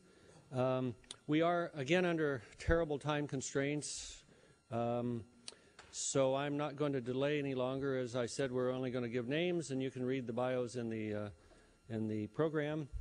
I don't think I have any other announcements, so let's get going with Nate Lewis on Earth, Solar, and Other Renewables. Great. Let's turn that one off. Thanks very much for coming and listening to my viewpoint on this issue. I'll tell you that it's a little unconventional. I generally get everybody a little upset with what I have to say, but so be it. What I'll tell you about is Marty Hoffert's done a lot of the dirty work here, so I will just briefly review with my own twist on this primary power mix to put renewables into some context, and then talk about, just allude to the gap for sustainability that we've already heard about numerous times, and then go further than that in the sense of going through some numbers about, well, where could we get all that power if we really needed to get it carbon-free, and then tell you what the role for just technology in general and nanotechnology is, and I think where we need to go. So in terawatts, here's our mean global energy consumption as of 1998. Most of it we get from oil, gas, and coal. A little bit from hydro, biomass, renewable. Renewable biomass is included not in the biomass column, but in the renewable column, and then nuclear. And of course, the United States is about a quarter of the world's primary energy consumption, about 3 terawatts, which is our 100 quads. And you unfortunately or fortunately from your viewpoint, depending on what business you're in, you need a log scale now to plot the renewables. We have 1/10 of a terawatt total of biomass. Wind, 10 to the minus third. Solar PV, we hear so much about growing so fast, is growing off of a tiny base, a part in a million of our total primary energy consumption. And then we have other minor players. So renewables don't play a big role right now. Maybe that'll change. But this is the economic lesson 101. Right now, for electricity, which is high-value energy, of course, on a $1 per gigajoule basis, coal and natural gas might be equal, but this is maybe a couple years old. Nevertheless, the important point is that these numbers are a lot smaller than that number, which is solar, and this is an optimum with tax incentive siting, more like 35 cents to $1 a kilowatt hour. And wind can be 4 cents a kilowatt hour in some favorable locations. So the point is here that what's often cited is solar's got to come down, say, by a factor of 10 to be economical with respect to electric power generation. But of course, electric power generation is significant, but only on the order of 1/3 of our total supplied end-use energy. And although it might grow, the other 2/3 is fossil energy. And if you look at a cost per joule of energy content, we don't heat our houses with electricity, and there's a good reason for that, because it's an inefficient use of energy. You'd be taking high-value energy that costs a lot and trying to use it for a purpose that it's not designed for, when we need low-entropy energy, like heat, from fossil energy, which is much cheaper on a gigajoule basis. And so in addition to that factor of 10 that we saw that, say, solar would have to come down to compete with high-value energy, if renewables are compete with the general other 2/3 of primary energy consumption, on a joule basis, they have to come down another factor of a few, 3 or 4. Okay? And this is why our economy has a mix mostly of fossil energy compared to other alternatives, because even on a joule basis, those are the cheapest energy sources. Furthermore, we won't run out anytime soon. I view fossil energy as essentially fungible. Although we have oil, and we might indeed, if you add up the global reserves and resources from both conventional and unconventional means, globally at our current burn rate, we have between 40 and 80 years of oil on proven reserves, but the resource base is estimated to be between 50 and 150. Natural gas, however, is 200 years, not counting the methane cleth rates, and coal is arguably between 200 and 2,000. So indeed, these are cheap, they're abundant, and if we ran out of one, we could make it from the other. And we could make gas into oil, it's been done. We could make coal into oil, it's been done. So we have an abundant, relatively inexpensive global fossil energy resource base. So Economics 101 says that unless we have a technology or cost breakthrough in renewables, they're not going to play a significant role. Or if there's an unpriced externality that's introduced commensurate with that magnitude of the difference in dollars per joule that you just saw, that would level the playing field. So we're not talking a 30-cent kind of number difference in carbon tax. We're talking a very significant number to level the playing field as it currently stands. So what is that potential unpriced externality? Because if we don't have a game changer, then I think the clear hypothesis is it's business as usual. We let business go on, and we mine our fossil energy until renewables come, and that might take a century, and we just let it play. But as you've heard, we've got some problems, potentially, with the greenhouse gas issue. And there could be a gap. And we know certain things, we don't know others. We know that if you project population growth, GDP per capita, and energy consumption, according to that IPCC model that you heard about yesterday, that demand would rise to between 20 and 30 terawatts, 28 terawatts is a reasonable number. And let me comment that if you don't do those projections, and if you take the most optimistic projection that I can conceive of, flat total constant energy demand in the face of population growth, which is, I don't think anybody believes could happen, that just pushes the number out from 2050 to 2070 because greenhouse gas emissions are cumulative on this scale. So it doesn't change the whole big picture very much. So if you do that, you end up with the gap. The gap being that at some time between 2050 and 2070, we need to bring on the order of 10 to 30 terawatts of carbon-free power. And I should say to do what? To stabilize atmospheric CO2 concentrations. We know that that will be the outcome of the energy mix. We don't know absolutely what the influence of that atmospheric CO2 concentration will be on global climate, right? We know this analytically. We don't know the consequences of that analytically. And part of the question is a risk management question, because if we have a greenhouse gas stopper that compels us to get this amount of carbon-free power, given that we don't have the price incentives in place because we have an abundant supply of relatively inexpensive fossil energy, how do we manage the risk that if we need to deploy things on this scale sometime in the mid-21st century, that we have the technologies in place to be able to capitalize them on this scale by this time? So we have a risk management issue, and I think it's nothing short of that.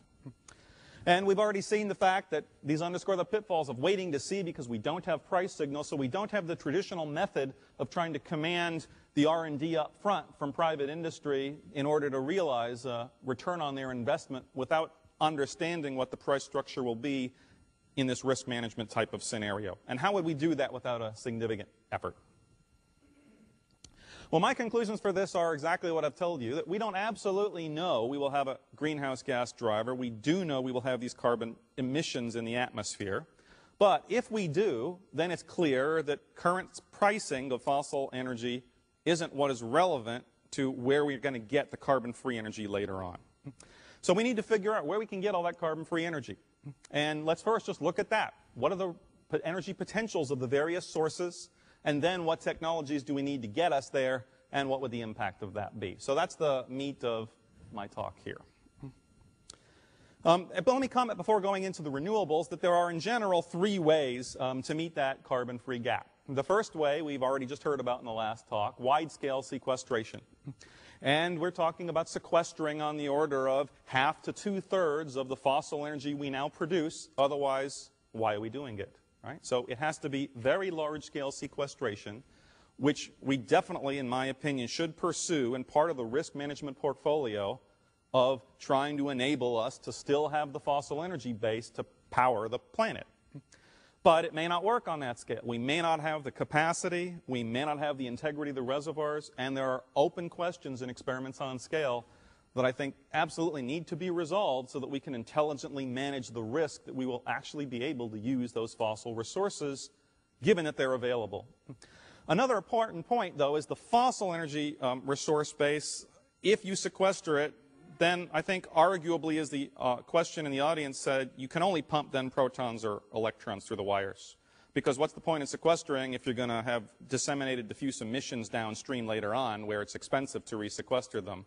And so, in fact, you can argue pretty strongly that an end use of hydrogen is intimately linked to a sequestration-based upfront infrastructure, and that if you got it from renewables, you wouldn't have to have a hydrogen infrastructure at the end use because you could close the carbon cycle by fixing the CO2 back again from the air. And so we need to think carefully about whether the hydrogen economy is the shoe that fits all the feet or whether or not it's something that is really driven by a sequestration scenario.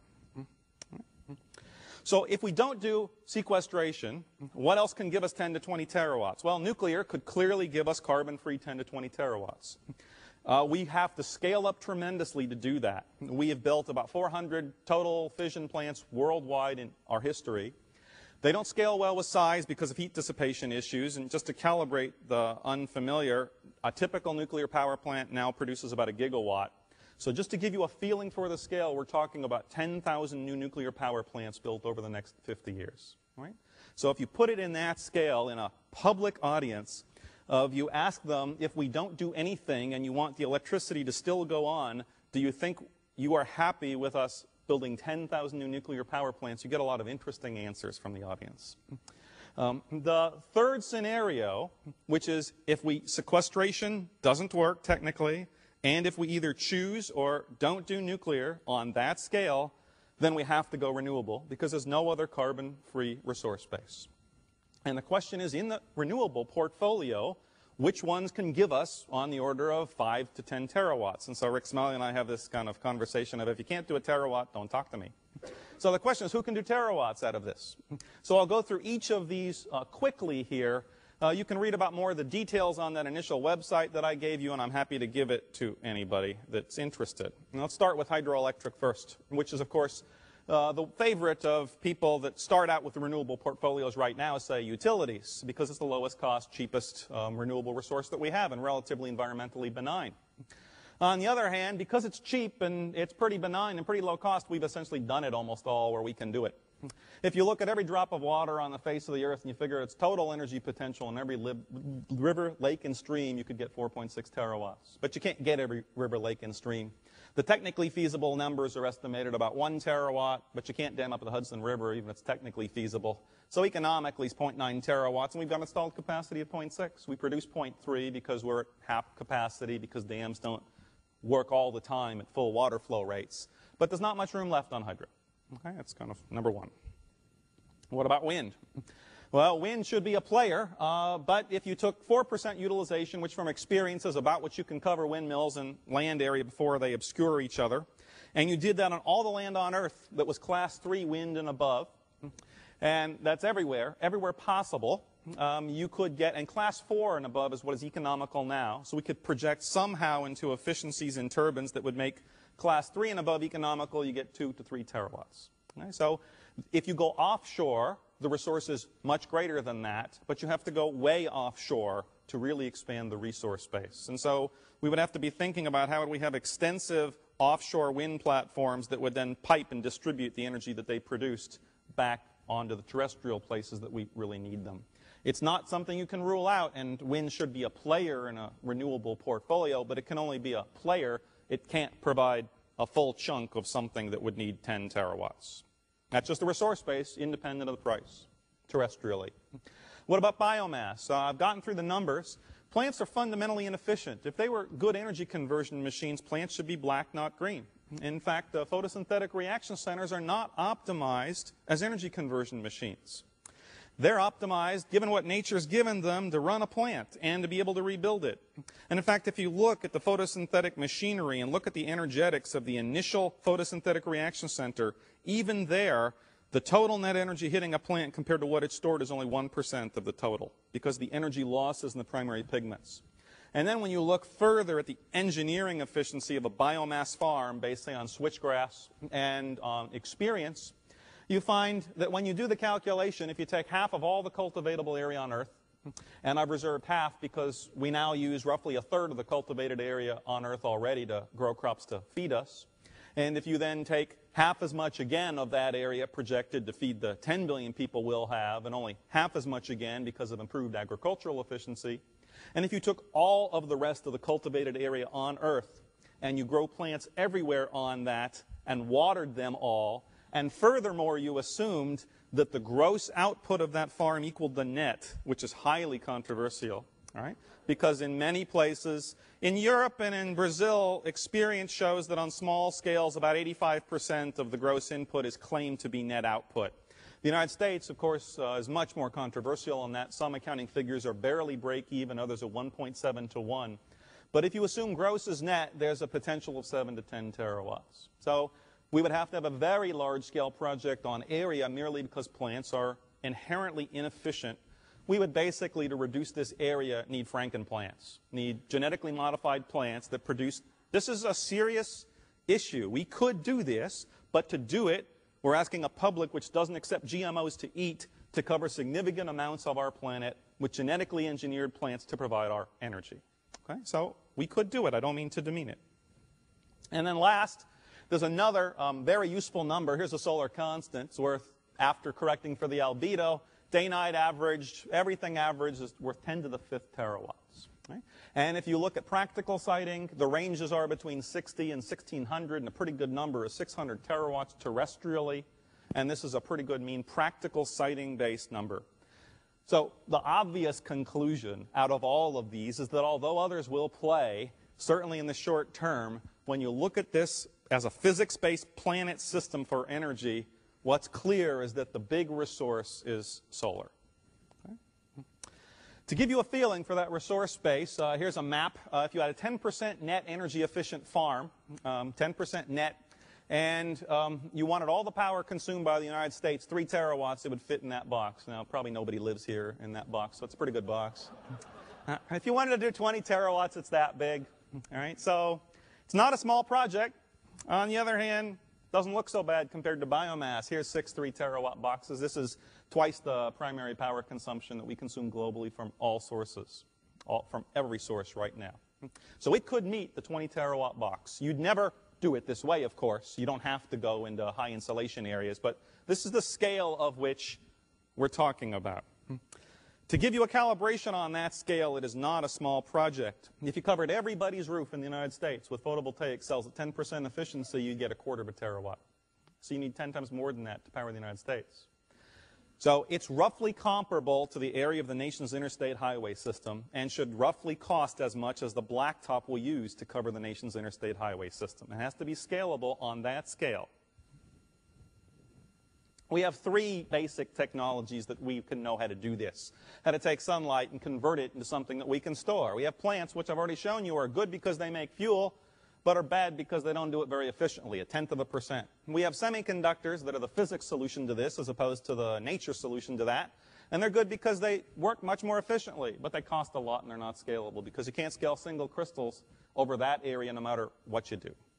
And then you could make fuel in between. It's what I work on in my little piece of this puzzle at Caltech, trying to split water electrolytically, inherently, with sunlight, with inexpensive, cheap materials. And all 3 of these are going to play some role in our options. If you look at photovoltaic technology as we know it, there are 5 such technologies that are out there. They're all being pursued. Why are 5 separate technologies all being pursued by industry? The reason must lie in the next graph, which is the cost per watt is about the same for all the 5.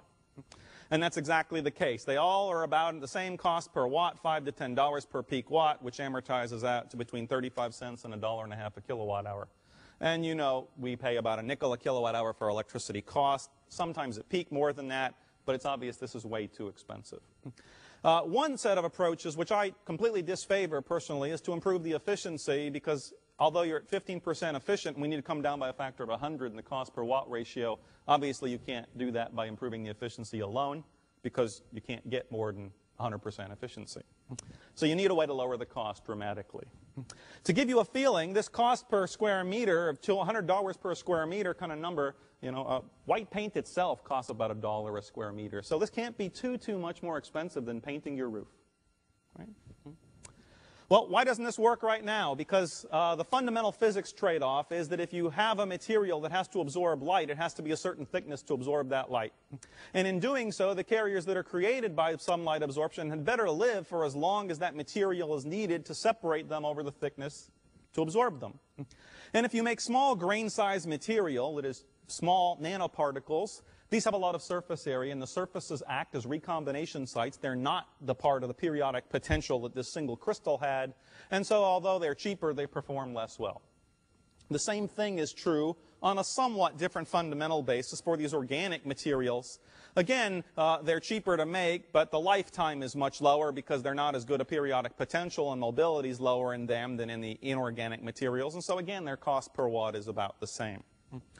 And so one can, I think, make a very strong argument that the technology that we are on now for solar photovoltaics will only ever be a niche technology market. There might be a lot of money in a niche of a part in a million on an energy basis, but it's not a terawatt energy basis. And what we need to do is we need to fool this in a disruptive technology into fooling these materials into thinking that they perform as well as the single crystal without ever growing the single crystal.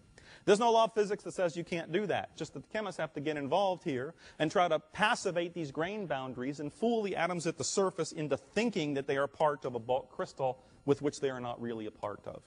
There's some hope we can do this. I've got some results from our lab saying that there's some areas that we can work on here to passivate these, and there are other materials involved. But it's clear that what we need, to me, is something that's as easy to do as spraying the paint on your house. And this should be part of that process. The other physics-based approach is to have an interpenetrating network of fingers of materials that are the two phases. And if you did that, then you would relax the constraint that the carriers had to live for as long as the thickness of the material, because they don't have to traverse the whole material before they get separated. No longer do they have to get to one plane. They can get to the fingers and then be separated, and this allows you to make cheap materials also perform very well. And these are about the only two physics-based constraints that I've been able to identify so far. Right. Let me skip through this and tell you just briefly here what I think the role of, say, direct fuel formation is relative to just electric power as we know it now, and why this cartoon might actually have some merit. What we don't want to do is do it this way. Take a whole bunch of photovoltaic cells and beam power up to that, and then a big electrolyzer behind it all filled with noble metals, because it'll just simply never scale. So we need new catalysts and an integrated system that will make fuel to help us convert intermittent power into baseload power. And there are challenges for chemists to do this that are leveraged with the back-end use of fuel cells or something that we use to convert that power back again. There are materials that can convert sunlight directly into hydrogen and oxygen. The problem is that those materials only work well on the moon because they only work in the UV. There's no fundamental reason that we can't find the magic material that works on Earth that absorbs a lot of the solar spectrum, that spontaneously splits water into hydrogen and oxygen, and thereby really lowers the cost because there are no wires, there's no grid spacing, and you're transporting fuel. And work in this area, I think, should really continue and be turned on to a lot higher level to pursue the option that we need it. Finally, let me talk about this kind of power plant idea here, where we would convert everything onto some kind of chemical fuel like hydrogen.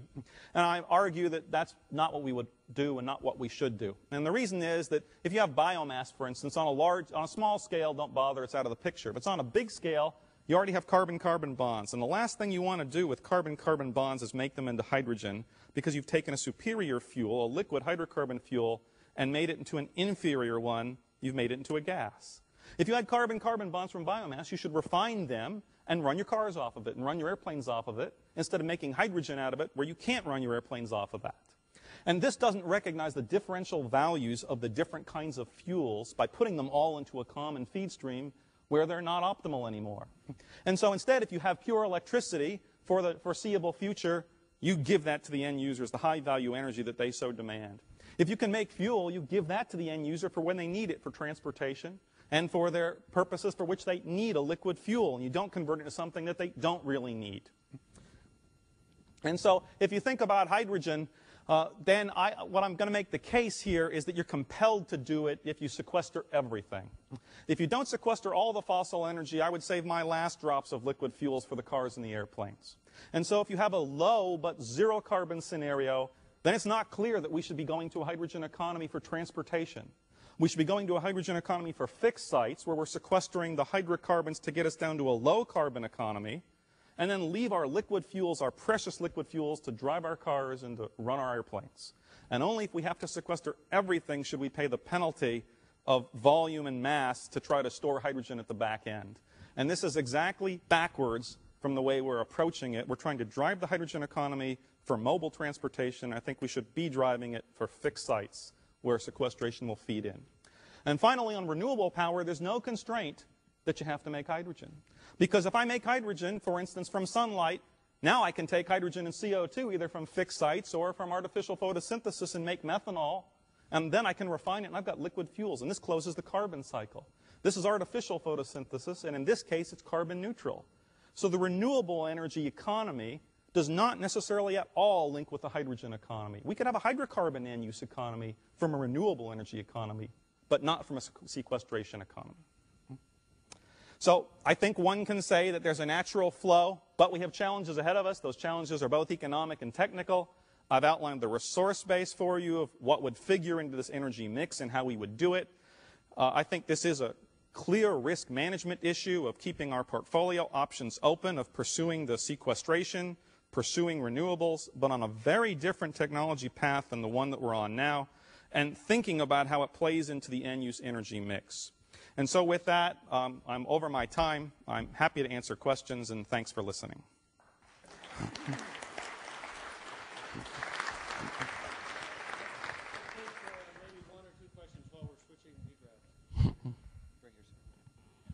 I've been told by Boeing that they have a process, a solar power plant, that would produce energy at around 5 cents per kilowatt hour.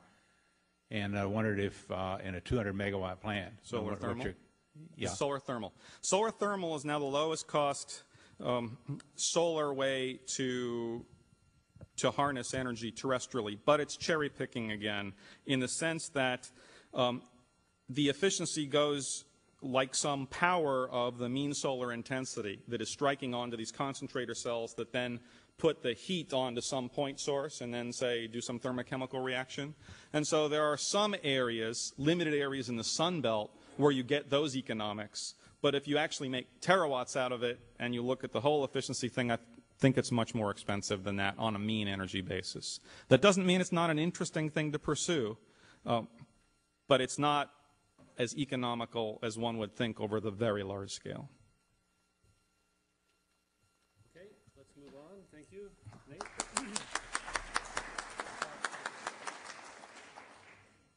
Next speaker is John Mankins from NASA. Who took the pointer? Never mind. Thank you. Good afternoon. I can't think of anything less enviable than being one of the speakers after lunch on a Sunday. However, I must thank the previous speaker for such a rousing and engaging discussion. I'm the Chief Technologist for Human Exploration and Development of Space at NASA headquarters in NASA's Office of Spaceflight, and have been for a number of years interested in the subject of how one goes about getting beyond the basic exploration and discovery and scientific part of space, thinking about how would one proceed with the development of space. And there are several finite opportunities given current markets. One of the ways that one can envision the ultimate development of the space frontier involves its use to provide services to the Earth.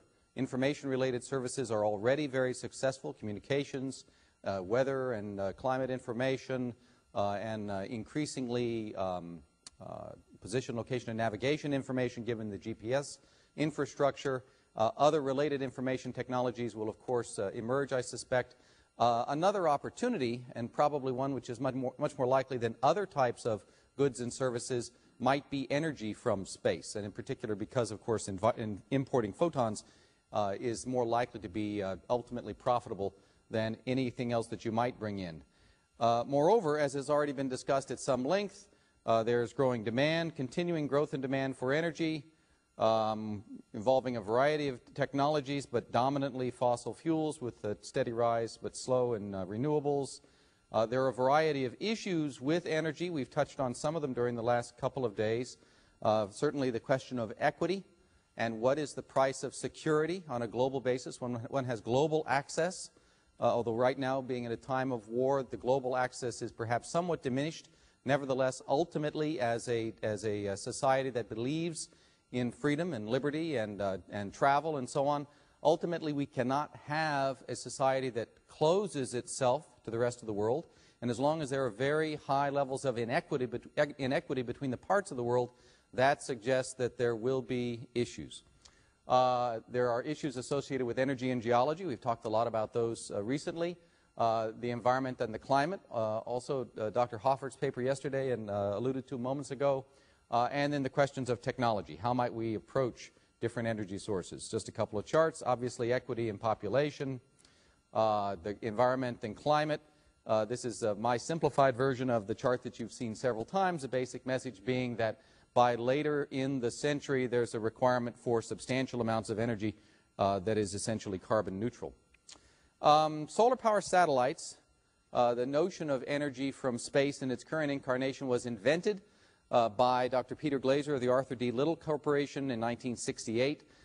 This diagram, or this cartoon, or set of cartoons, actually derives from studies that were done during the 1970s, first by industry and then in the late 1970s by a joint Department of Energy and NASA study that lasted for about 4 years, invested about $55 million in fiscal year 2003 dollars, and using the technologies of the day and the systems concepts that emerged from those technologies, it led to the following kind of concept: an exceptionally large stick-built structure in space, perhaps an aluminum structure, perhaps carbon composites, although that was stretching the state of the art at the time, conventional photovoltaic cells, and this structure per se is an extraordinarily large monolithic stick-built structure, perhaps 5 by 15 kilometers in scale.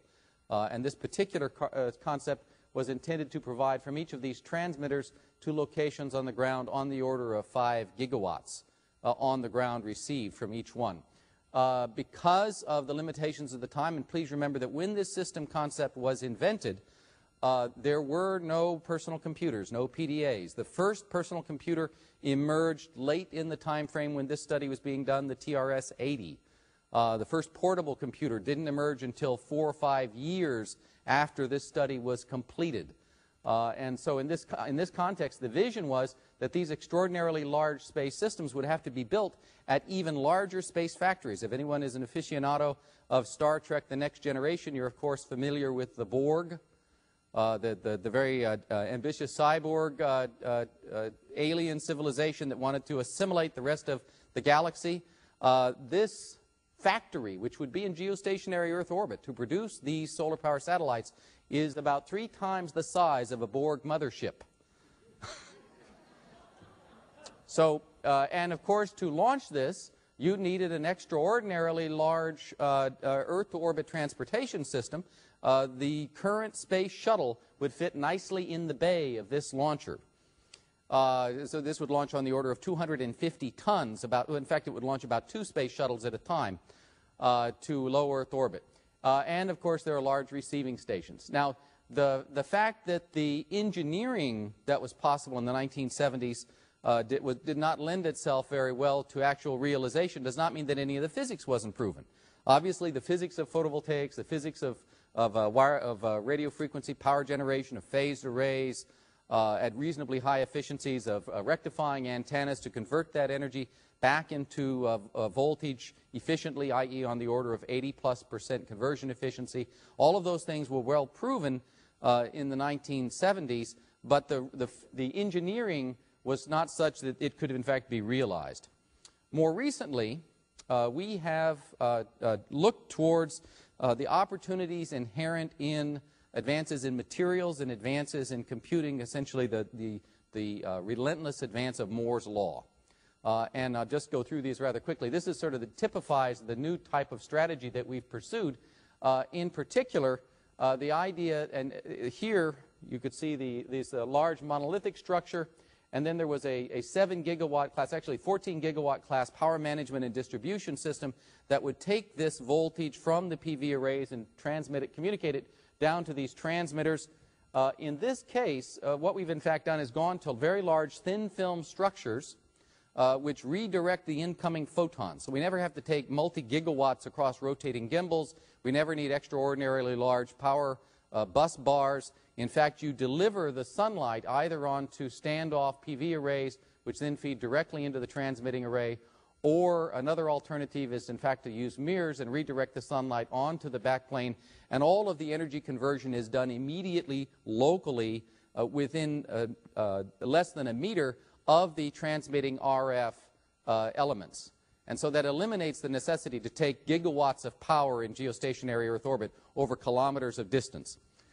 In addition, the advances that have been made in the last decade in robotics are quite astounding. You can now buy for a couple $100 an autonomous robotic vacuum cleaner if you care to buy one.